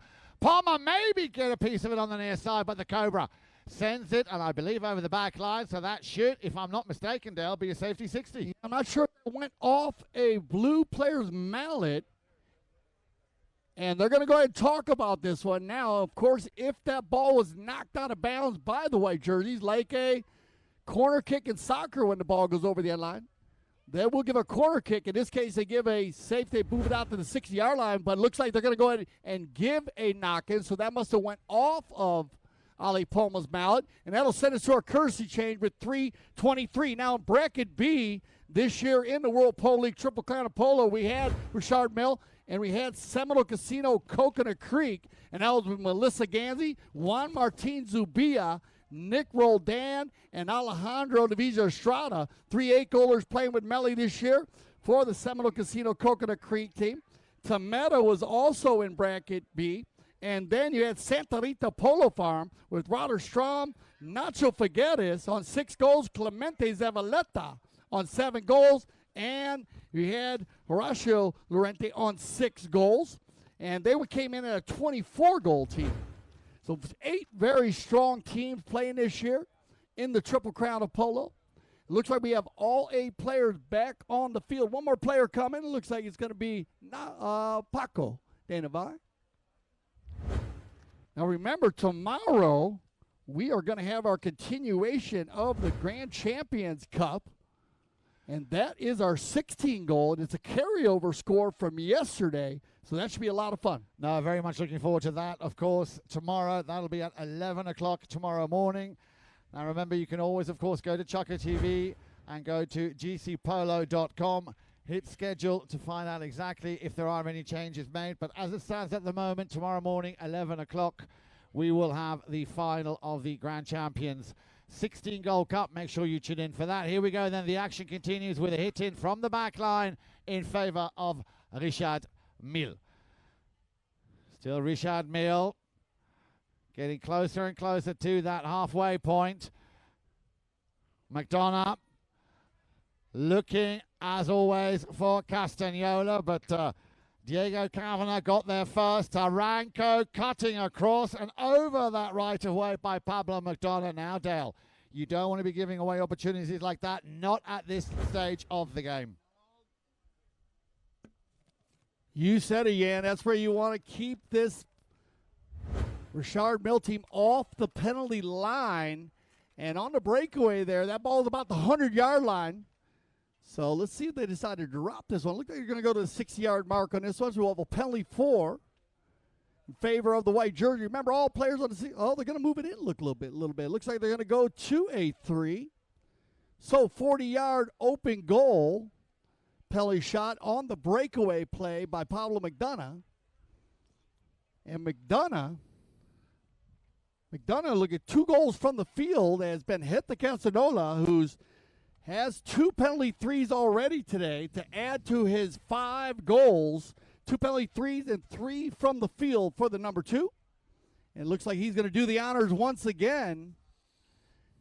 A quick change there by Pablo McDonough, jumping on a new fresh leg, 4-legged athlete. So he's going to be mounted up. And they're going to switch it past the stick.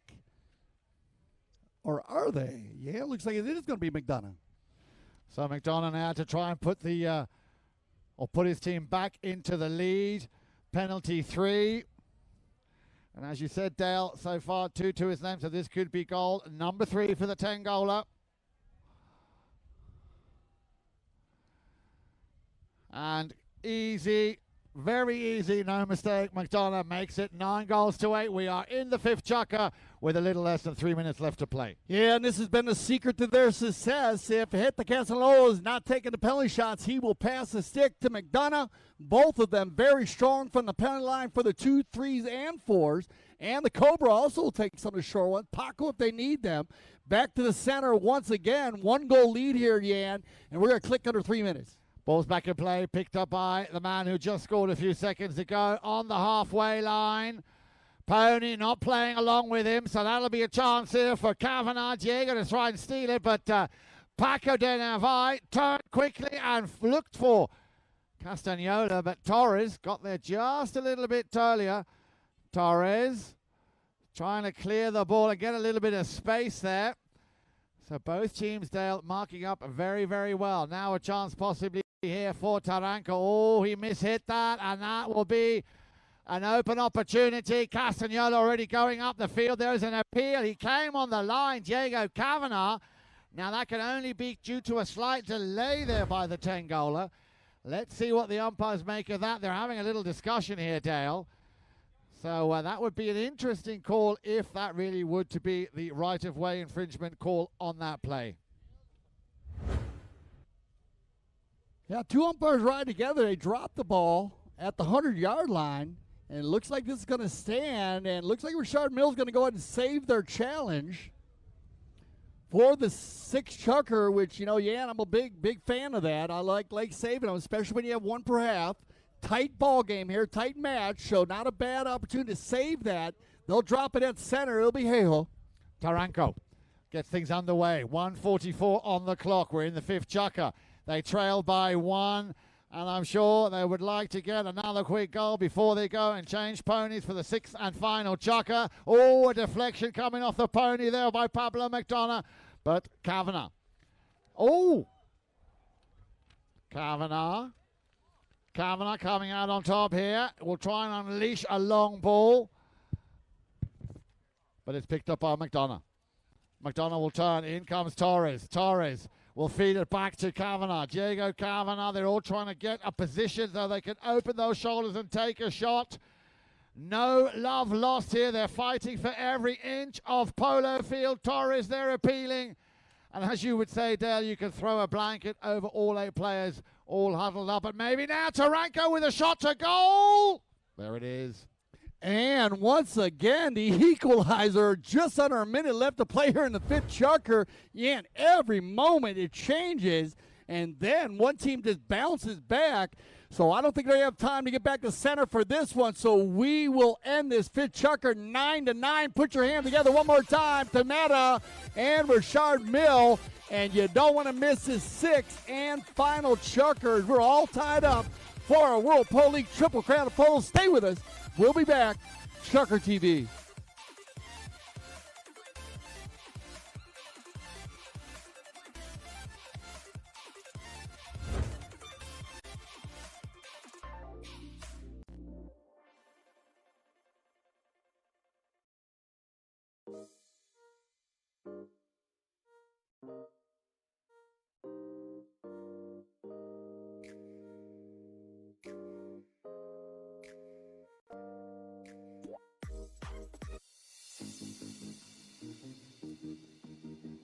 The world's best polo in your pocket. ChukkerTV, the only app you'll need to watch polo.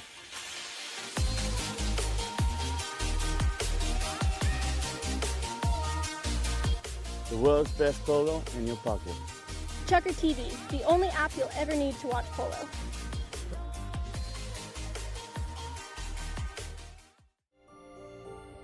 There's something about when you get up early, prep the plane, and you take off, and you get that first light of day.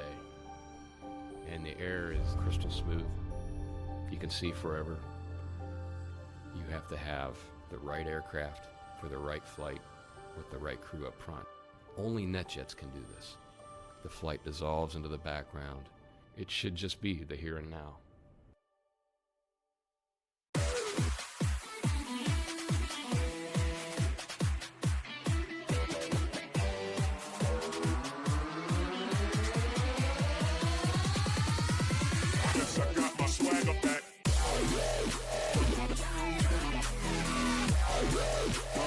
Yes, I got my swagger back.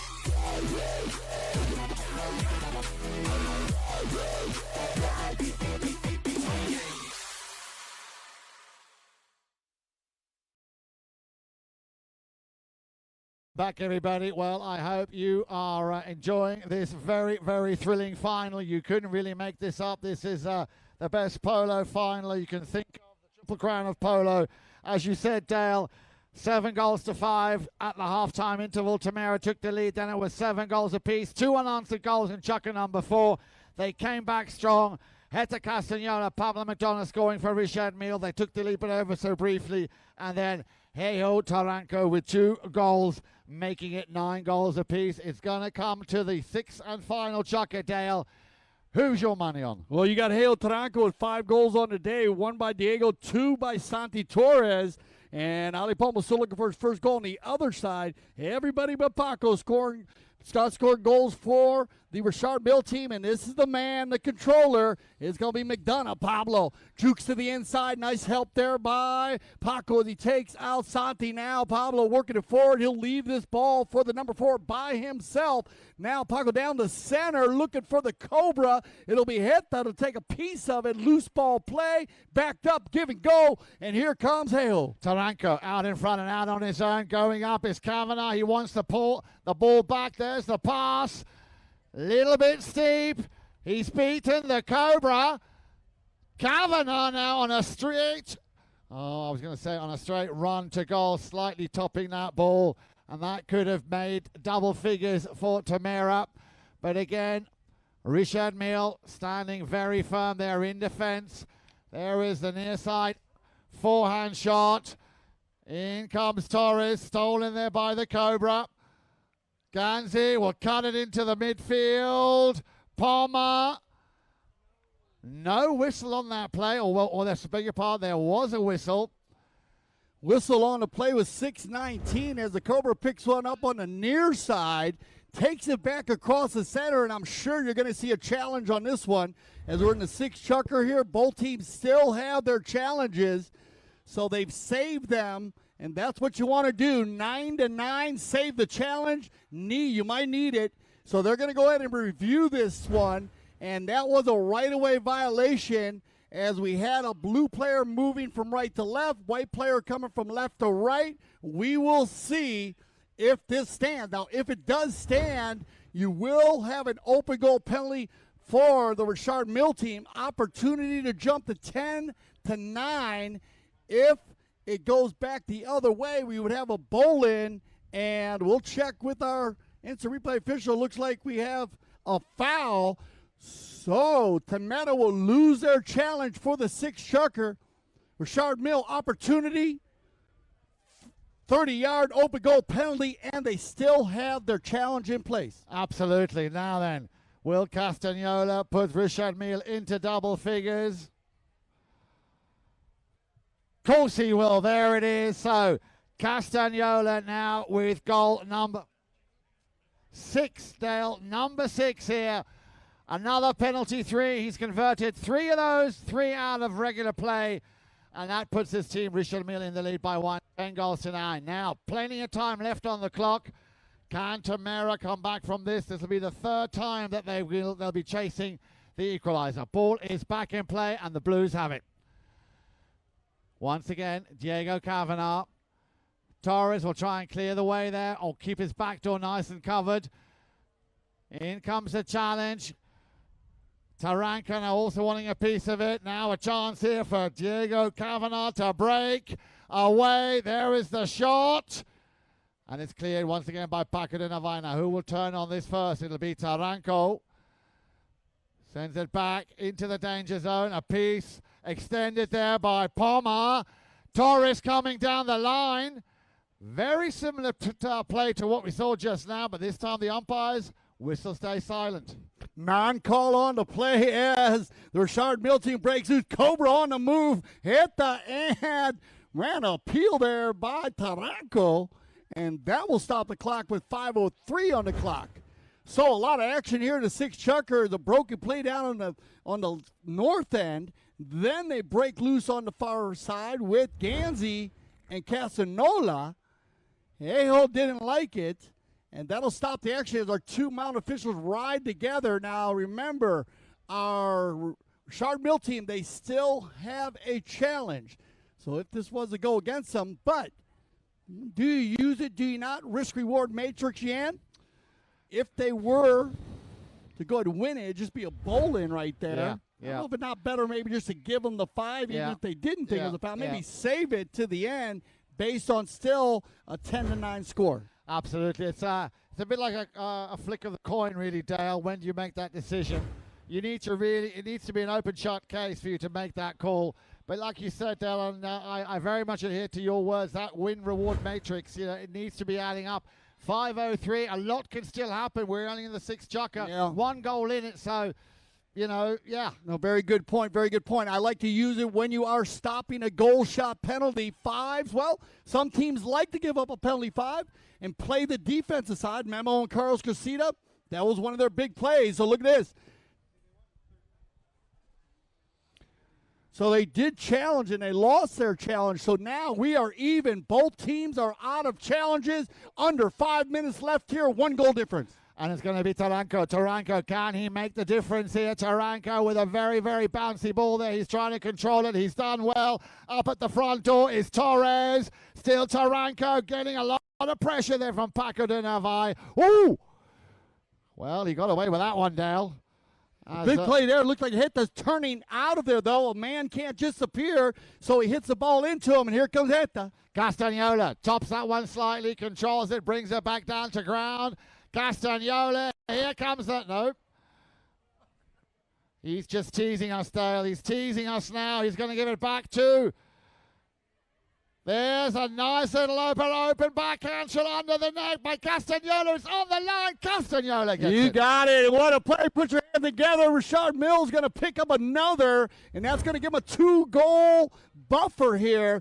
What a play by the young Polo star once again. Up in air, out of the air. The Cobra in the right spot at the right time just to make a hook and help that ball trickle over the end line and give him a 2-goal lead here. And we're going to go to our final courtesy change of the day, Ian. Well, now then, of course, the question is, can Tamera come back from this pressure? They have a lot to do. Torres already back out on the field very quickly. He wants to get on with business at hand. 3:39 on the clock. What a nail-biting final of the Triple Crown and also of the WPL season 2021.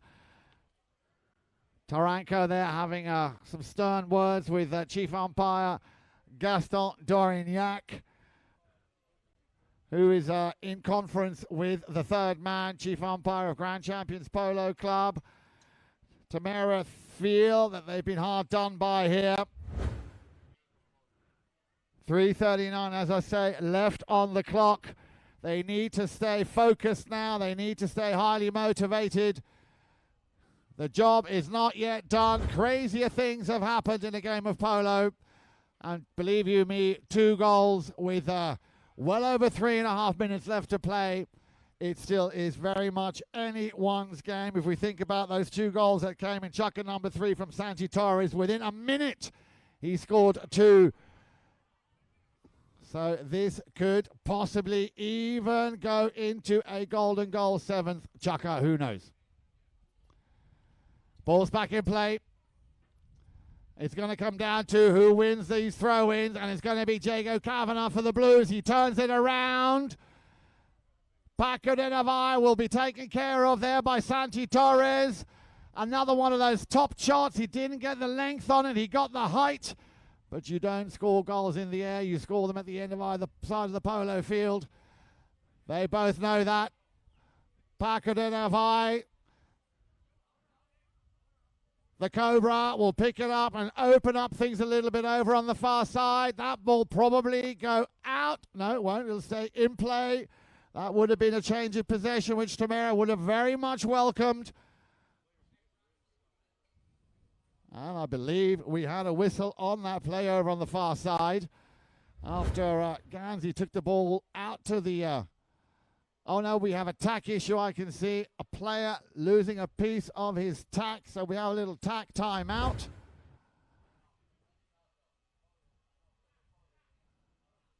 So no foul on the play. A little...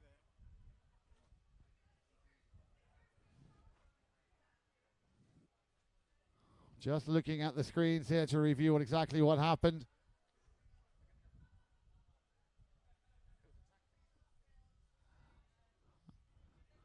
Well, that's a very kind gesture, that sportsmanship. The ball being given back after that throw-in. So Richard Mille have it.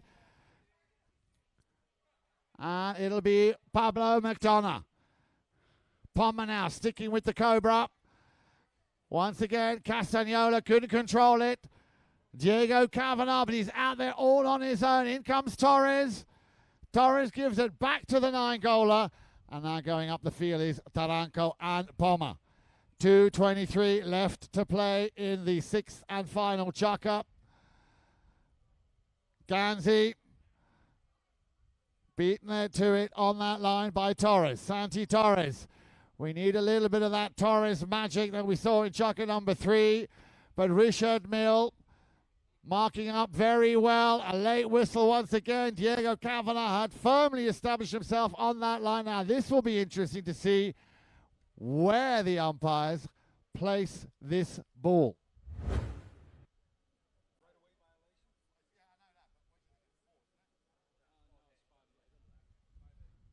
Well, I've just been told here by the third man and chief umpire of Grand Champions Polo Club, a hit from the spot. We call that a 5A in the trade. But that is still a dangerously opportune moment here for Taranko. He drills a long ball. That ball is going over the back line. Santi Torres couldn't pick it up and steer it between the uprights. So a minute and 50 left on the clock. Richard Mille very close now to getting their third title of the season. But I can assure you that Tamera will not give up without putting up a serious fight. Diego Kavanagh. Kavanagh cuts in. Nicely done. Diego Kavanagh runs into some traffic. In comes Palmer, not helping Kavanagh very much. He's on the same team. Here comes the shot. Again, a deflection. And Richard Mille, after a very slow whistle there.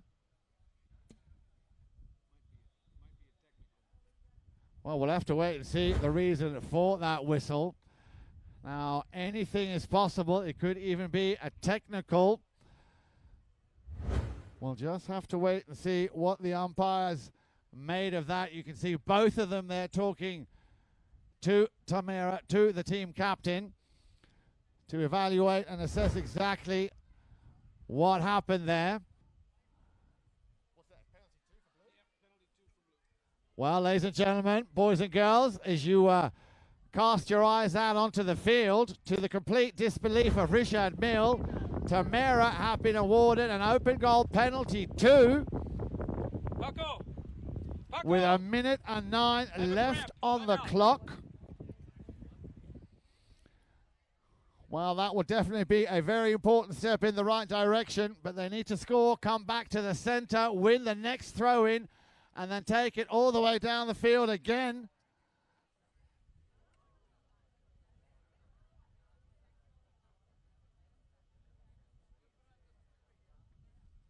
And who's going to step up and take this? I have a feeling it could be Senor Taranco. And if he scores now, that'll be goal number 7 for the 8-goaler.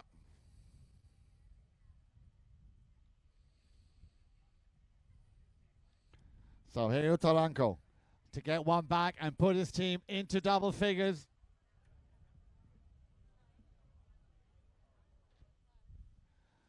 Taranco had to control a pony there. Not an easy shot to do, but he does. He gets rewarded.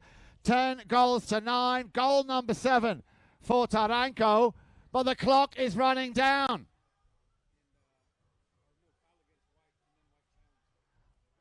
They need to come back to the center very quickly. Remember, at 30 seconds on the clock, the horn will blow.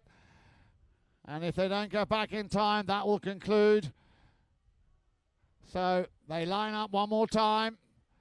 Ball is thrown into play by Gaston Dorignac. Richard Mille have it. Oh, but no, Palmer. Has Ali Palmer saved the best to last? Taranco can't get a piece of it. And it's picked up by Paco de Navai. Paco de Navai will run this down the field. And that is, well, in the lap of the Polo gods here. Paco de Navai, as long as he just keeps possession, puts that one over the back line. And I'm pretty sure, ladies and gentlemen, that will be the final result, the final score. 11 goals to 10. Indeed, a round of applause, I think, for both teams here. Worthy finalists of the Triple Crown of Polo 2021. So after a very, very exciting final, the final score then, 11 goals to 10. 2 goals to 1 in that last chukker. Hector Castagnola converting from a penalty 3 and from regular play. 1 goal by Taranco. For a moment there, I thought that Ali Palmer might just get the equalizer. The boys, the players, are going to shake hands. We will give them a few moments to, of course, get off their ponies. We hope that you will join us in a few moments for the prize presentation. Make sure you don't go anywhere. All the players will be called up on the podium. And we hope that we will join us right here on ChukkerTV when we come back in just a few moments.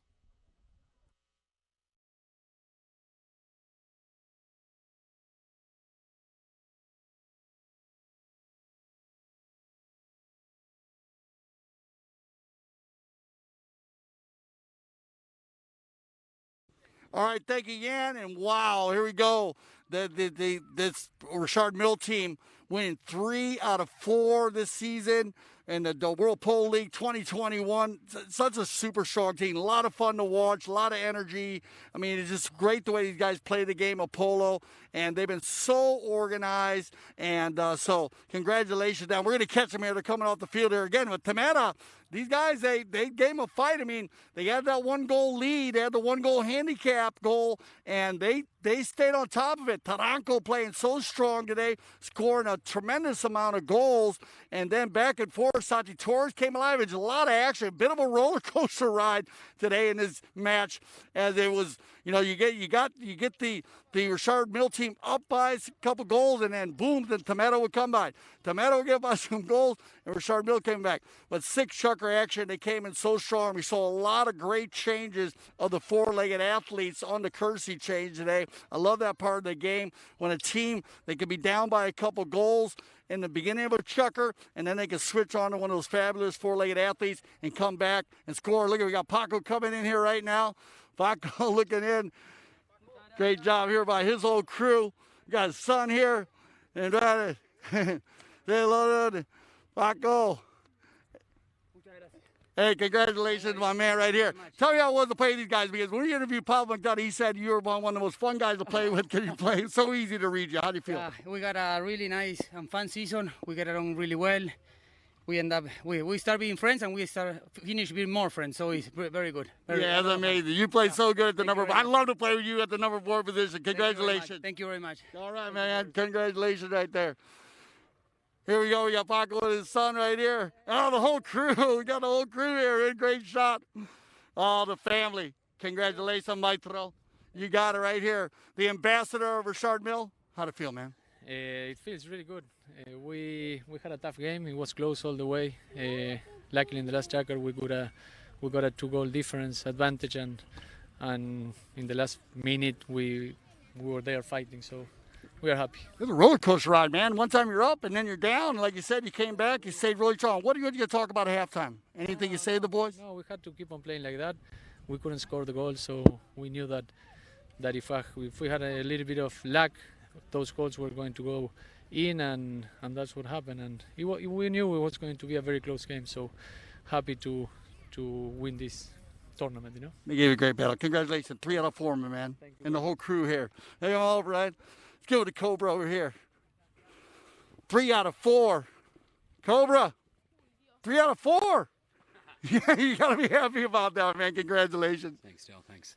No, it was a great season, and, you know, I got to thank Pablo and Heta, but really the MVP of the season was Paco. He really gelled with the team, and he came organized, very motivated.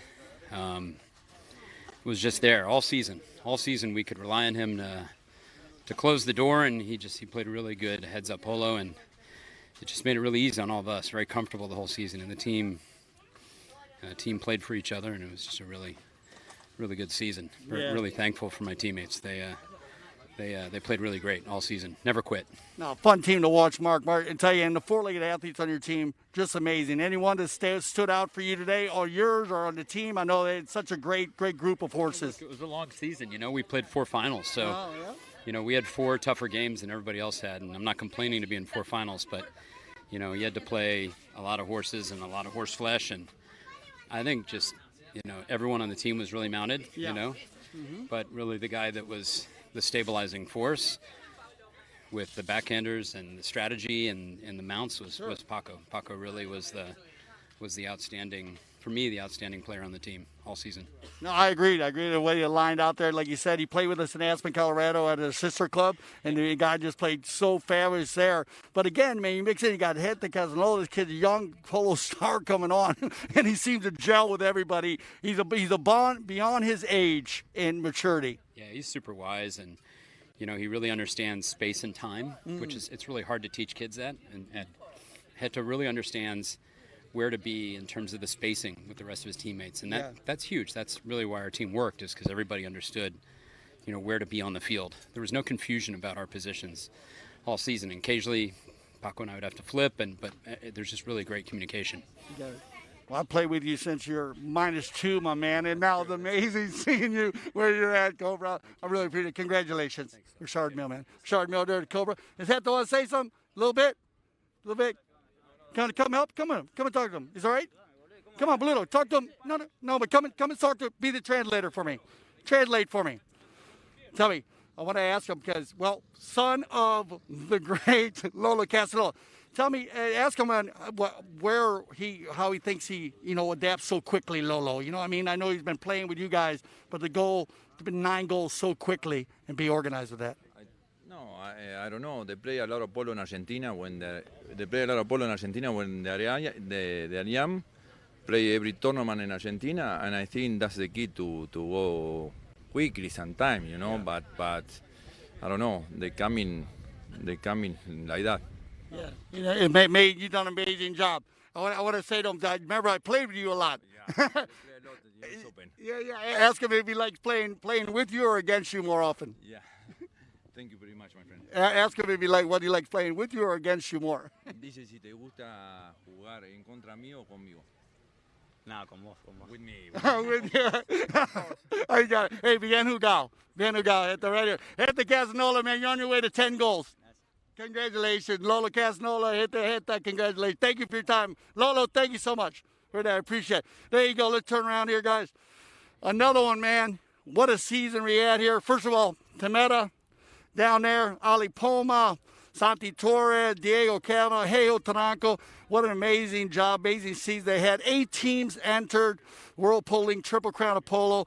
Just a fabulous time, highest rated polo in America besides Argentina. We've just had a fabulous season here, and we're enjoying it just to see this team right here. It's great to see an unselfish polo going on and that type of play, open style. And I got to give it up, like I said to Mark Ganzi, what an amazing time with the 4-legged athletes this season. Just so amazing across every team. So congratulations to all the teams there. And so we're going to have our trophy presentation, so make sure you stay with us. For Jan Eddick, Frank, I'm Dale Schretz. You know I always talk about the whole ChukkerTV family. We always thank you for making us leader in polo broadcasting. And you know why? We love the polo, but make sure you stay with us because we're going to be back for our trophy presentation of the best four-legged athletes, MVPs. But what a job we've had here, guys. So I'm going to throw this back to the studio, but please stay with us for our trophy presentation.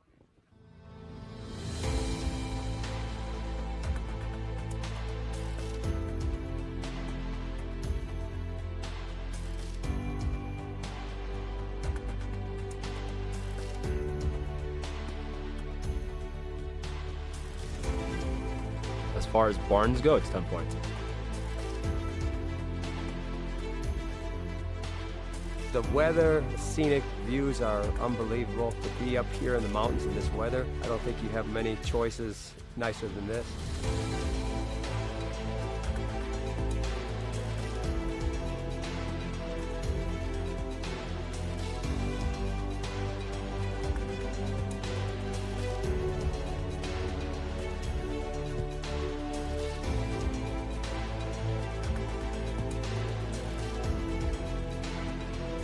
I feel like we have some really competitive polo up here.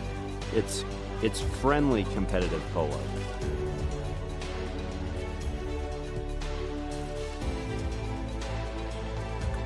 The place is amazing. Good polo fields, good players, good horses, so it's a good experience. It's really good.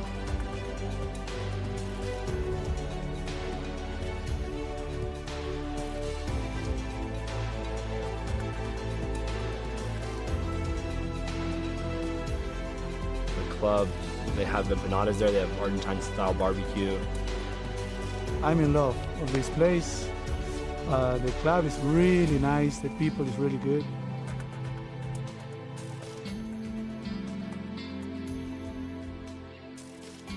At least what I can see is that it's an amazing place to be playing polo with the family and with good friends, enjoying, and the weather is great.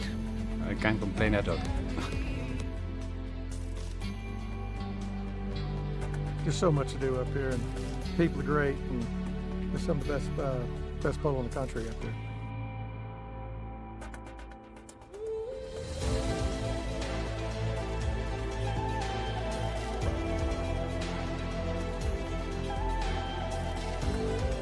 And I think this is the place to play for in the summer.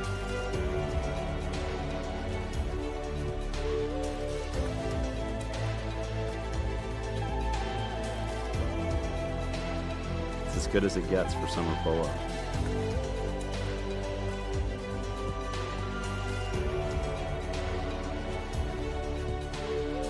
It's maybe my new home.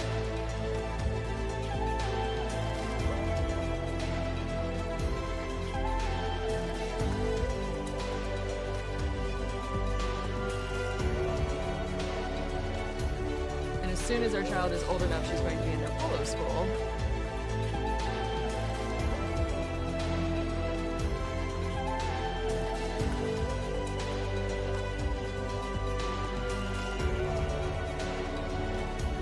You just want to be a horse in that barn.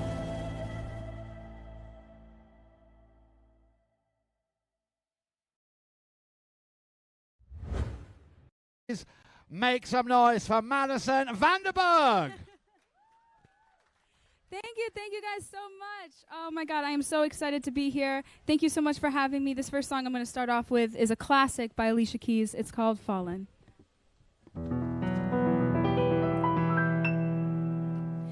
I keep on falling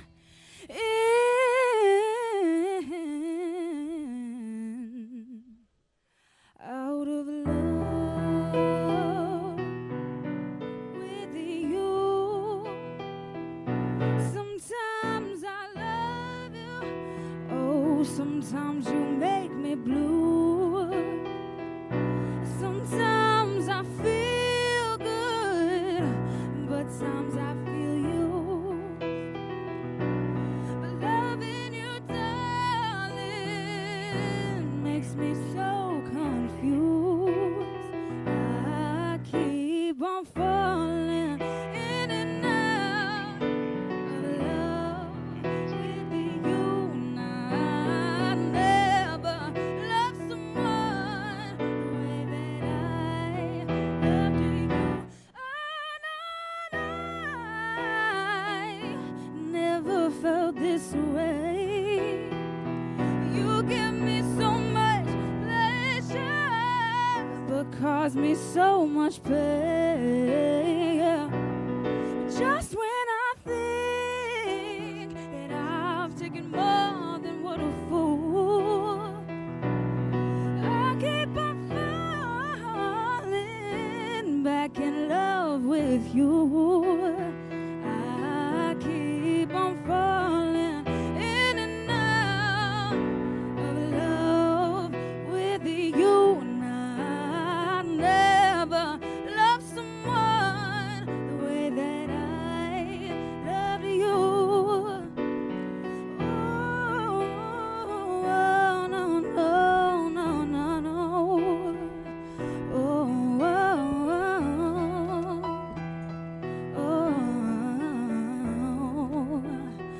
I keep on falling in and out of love with you. Now I never loved someone the way that I loved you.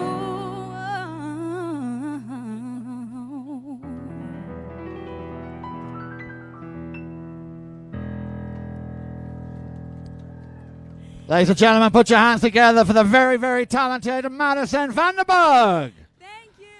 Thank you guys so So, much. without any further ado, then I'm sure you can see that the players are making their way over to the prize presentation, as are the ponies, and we are.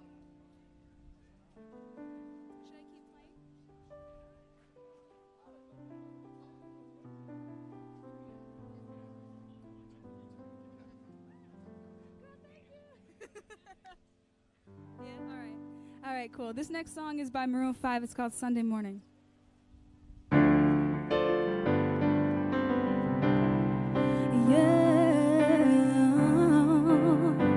Oh no. Sunday morning rain is falling. Still some covers share some skin. Clouds are shining. unforgettable. You twist to fit the mold that I am in. 'Cause things just get so crazy, living life gets hard to do. But I gladly hit the road, get up and go if I know that someday it would lead me back to you. That someday it would lead me back to you. That may be all I need. In darkness she is all I see. Come and rest your bones with me. Driving slow on Sunday morning, and I never wanna leave. Fingers trace your every outline. Oh, I paint a picture with my hands. Back and forth we sway like branches in a storm. Change the weather, still together when it ends. That may be all I need. In darkness she is all I see. Come and rest your bones with me. Driving slow on Sunday morning, and I never wanna leave. That may be all I need. In darkness she is all I see. Come and rest your bones with me. Driving slow on Sunday morning, and I never wanna leave.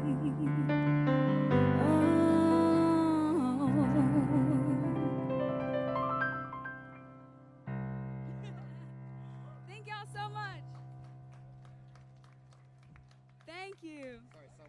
Yeah, we good. She's a little low, but it works. All right, so this next song is an original that I wrote. It's called Roller Coaster Ride. When I fall down, you're the one to get me up and running. But when I say it's enough, babe, you just keep it coming. I don't know what else to do. Running in circles with you.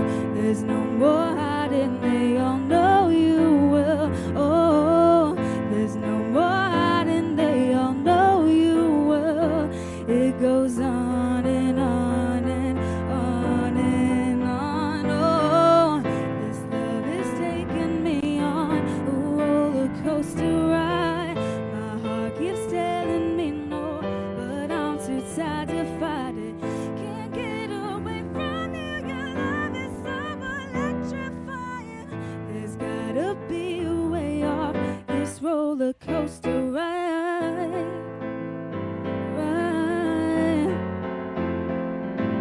I thought that you'd be the one to meet me down the aisle. But when I say that we're done, all of your words I doubt 'em. I don't know what else to do. Running in circles with you. There's no more hiding. They all know you well. No, this love is taking me on a roller coaster ride. My heart keeps telling me no, but I'm too tired to fight it. Can't get away from you. Your love is so electrifying. There's gotta be a way off this roller coaster. On and on and on and on. It goes on and on. It's over now. This love is taking me on a roller coaster ride. My heart keeps telling me no, but I'm too tired to fight it. Can't get away from you. Your love is so electrifying. There's gotta be a way off this roller coaster ride. Right, no, no, no, no. Thank y'all. Thank you very much, ladies and gentlemen. Once again, let's make some noise here for Madison VanDenburg. Thank you very much indeed. Now then, I think we are ready. Signor Bellini, are we ready to continue with the prize presentation? Thank you very much. I'd like you to also welcome very much our dear friend from ESPN West Palm Beach, Mr. Josh Cohen, who will be making the prize presentation. Also, a warm welcome to the president of Seminole Casino, Coconut Creek. Thank you very much for your continuous support here at Grand Champions Polo Club. Now, as the players make their way up onto the podium, we are going to start with the ponies, of which there are 3. And if I can ask, please, the first pony to be brought forward to receive the best playing pony blanket, courtesy of the American Polo Horse Association, Malapata Tinta. Please bring her forward. She was ridden by Mr. Mark Ganzi. Here she comes, winning the best playing pony blanket by the American Polo Horse Association. Please, ladies and gentlemen, make some noise for Malapata Tinta. And there is the man who rode up, Mr. Mark Ganzi, also known as the Cobra. Hey. Yeah? Okay. So, sounds good. Sounds good. Thank you very much indeed. Once again, a round of applause, if you would, for Malapata Tinta. Okay.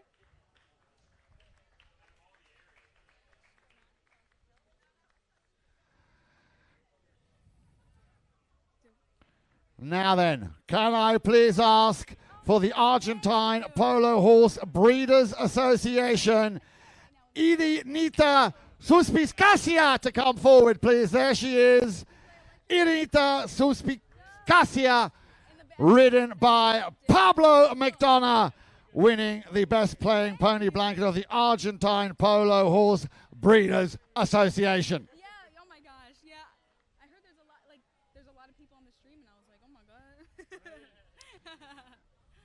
Yep, she's enjoying all the attention. Looking forward to a well-reserved rest now in her stable. Once again, thank you very much to the Argentine Polo Horse Breeders Association. And last but by no means least, please, for the WPL, the World Polo League Triple Crown Best Playing Pony, Irinita Subaru, also ridden by Senor Pablo McDonough.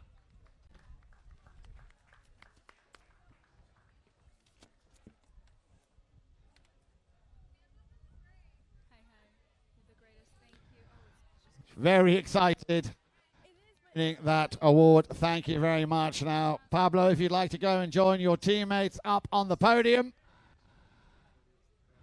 Subaru a little bit excited there with all the attention she's getting here this afternoon, and why wouldn't you be? Thank you very much. A round of applause, please, to all the ponies, especially the winners of the Best Playing Pony Blanket, the WPL, the American Polo Horse Association, and the Argentine Polo Horse Breeders Association. Right then, Mr. Cohen, are you ready, sir? We will start with the runners-up. Ladies and gentlemen, a superb display of polo here this afternoon for Team Tamera. Please step forward, Mr. Ali Palmer.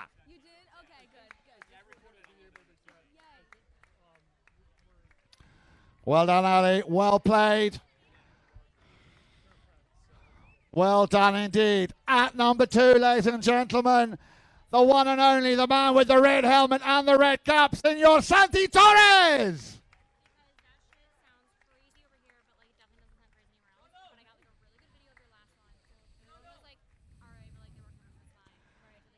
At number 3, ladies and gentlemen, please make a big round of applause here for the 9-goaler. That is Diego Carana.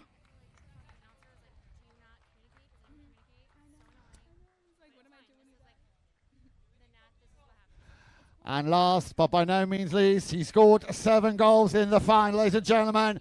Give it up for the one and only Hey-Ho Taranco.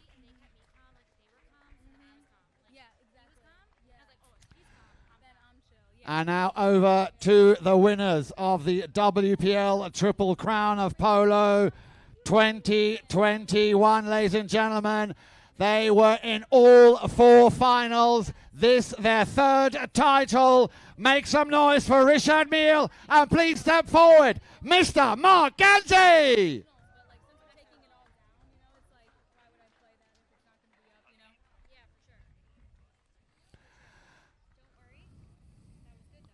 The Cobra, well done. At number 2, ladies and gentlemen, with a total of 1, 2, 3, 4, 5, 6, 7 goals, Senor Heta Castagnola.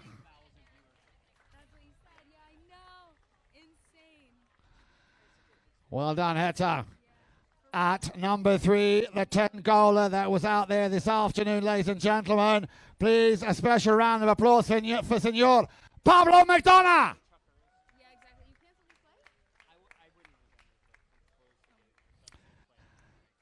And of course, the former 9-goaler, he just turned the number around to 6, but for me, he's still a 9-goaler. Make some noise for Paco Donabay.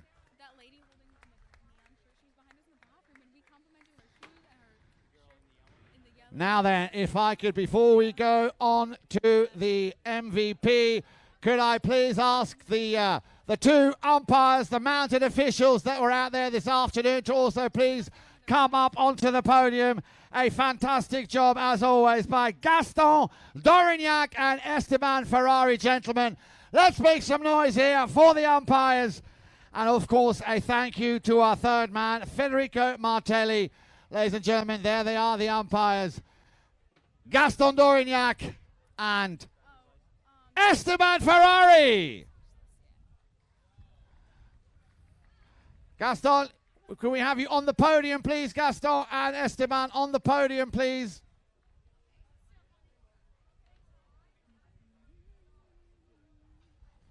Thank you very much. Esteban, stay there, Esteban. Go up on the podium. Esteban and Gaston, it was asked that the umpires please take position on the podium. Thank you very much for the photographs. Now then, ladies and gentlemen, we have one more very important award to give, and that is what we call the MVP, the most valuable player of the Triple Crown of Polo Final 2021. I know the answer. You don't yet know the answer, but I will tell you in about 3 seconds. The winner of the MVP award this year goes to Pablo McDonough. Please take your seat in the captain's seat. Thank you very much. Thank you to the president of the Seminole Casino, Coconut Creek. Thank you to Josh Cohen. Yes, Pablo, you can sit in it. There we go. Ladies and gentlemen, please, one more time, a big round of applause for both finalists, Richard Mille and Tamera of the Triple Crown of Polo Final 2021. And if I can now ask Tamera to kindly exit stage left to leave your champions, Richard Mille on the podium for the press to get their pictures. A chance for me to again remind you that, of course, tomorrow, Sunday, 11 o'clock, we will have another final right here at Grand Champions Polo Club. Of course, also aired on ChukkerTV. The final of the Grand Champions Polo Club, 16 goal. That tomorrow, as I say, will be coming to you live here from Grand Champions.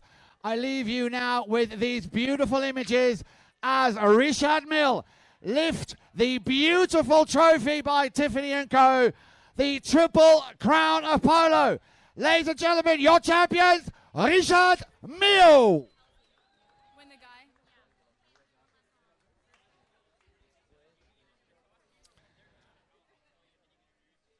My name is Jan Eric. I hope you enjoyed it. Thank you very much to Dale Schwetz, my co-commentator. Love working with you, Dale. As I say, I will leave you now with these images. Enjoy the rest of your Saturday evening. Enjoy the rest of your weekend. Above all, stay safe. Make sure you tune into ChukkerTV. And if you're in the area tomorrow, come down for the final of the Grand Champions Polo Club 16 Gold Cup. That tomorrow at 11. From me and all of us here at Grand Champions, God bless you all. Good night. And we hope to see you soon.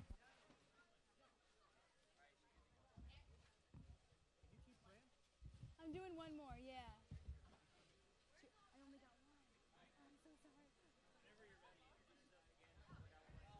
Dope. Okay. All right. Right now? Okay. All right, cool. Hey guys, how's it going? My name is Madison VanDenburg. I just played a couple songs, and I'm going to finish out my set with one of my favorite songs of all time. It's by Dan and Shay. It's called Speechless.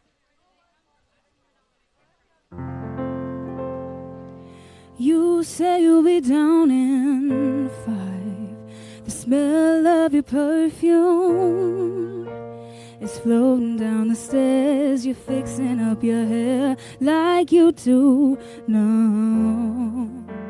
And I know that I'll be a mess the second that I see you. But you won't be surprised. It happens every time. Oh, it's nothing new, no.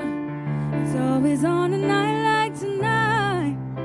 I thank God you can read my mind. 'Cause when you look at me with those eyes, I'm speechless. Staring at you, standing there in that dress. What it's doing to me ain't a secret. 'Cause watching you is all that I can do. I'm speechless. You already know that you're my weakness. After all this time, I'm just as nervous every time you walk into the room. And I'm speechless.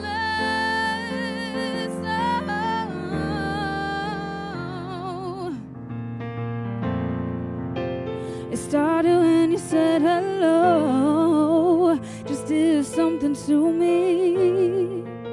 Now I've been in the daze ever since the day that we met. And you took the breath out of my lungs, can't even fight it. And all of the words out of my mouth without even trying. I'm speechless. Staring at you, standing there in that dress. What it's doing to me ain't no secret. 'Cause watching you is all that I can do. And I'm speechless. You already know that you're my weakness. After all this time, I'm just as nervous every time you walk into the room. And I'm speechless. Oh, baby. Oh, you know it, baby.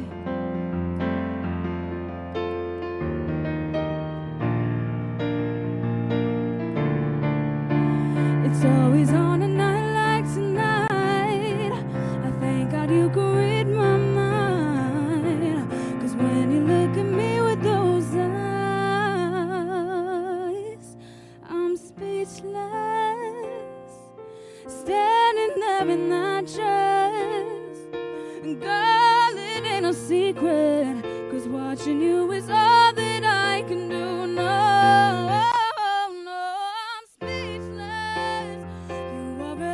That you're my weakness.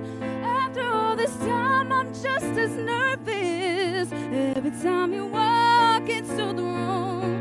And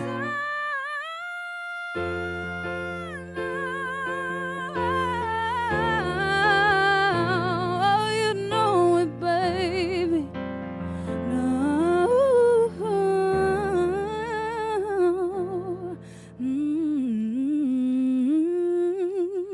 Thank you guys so much. I hope you enjoyed and have a lovely evening. Thank you.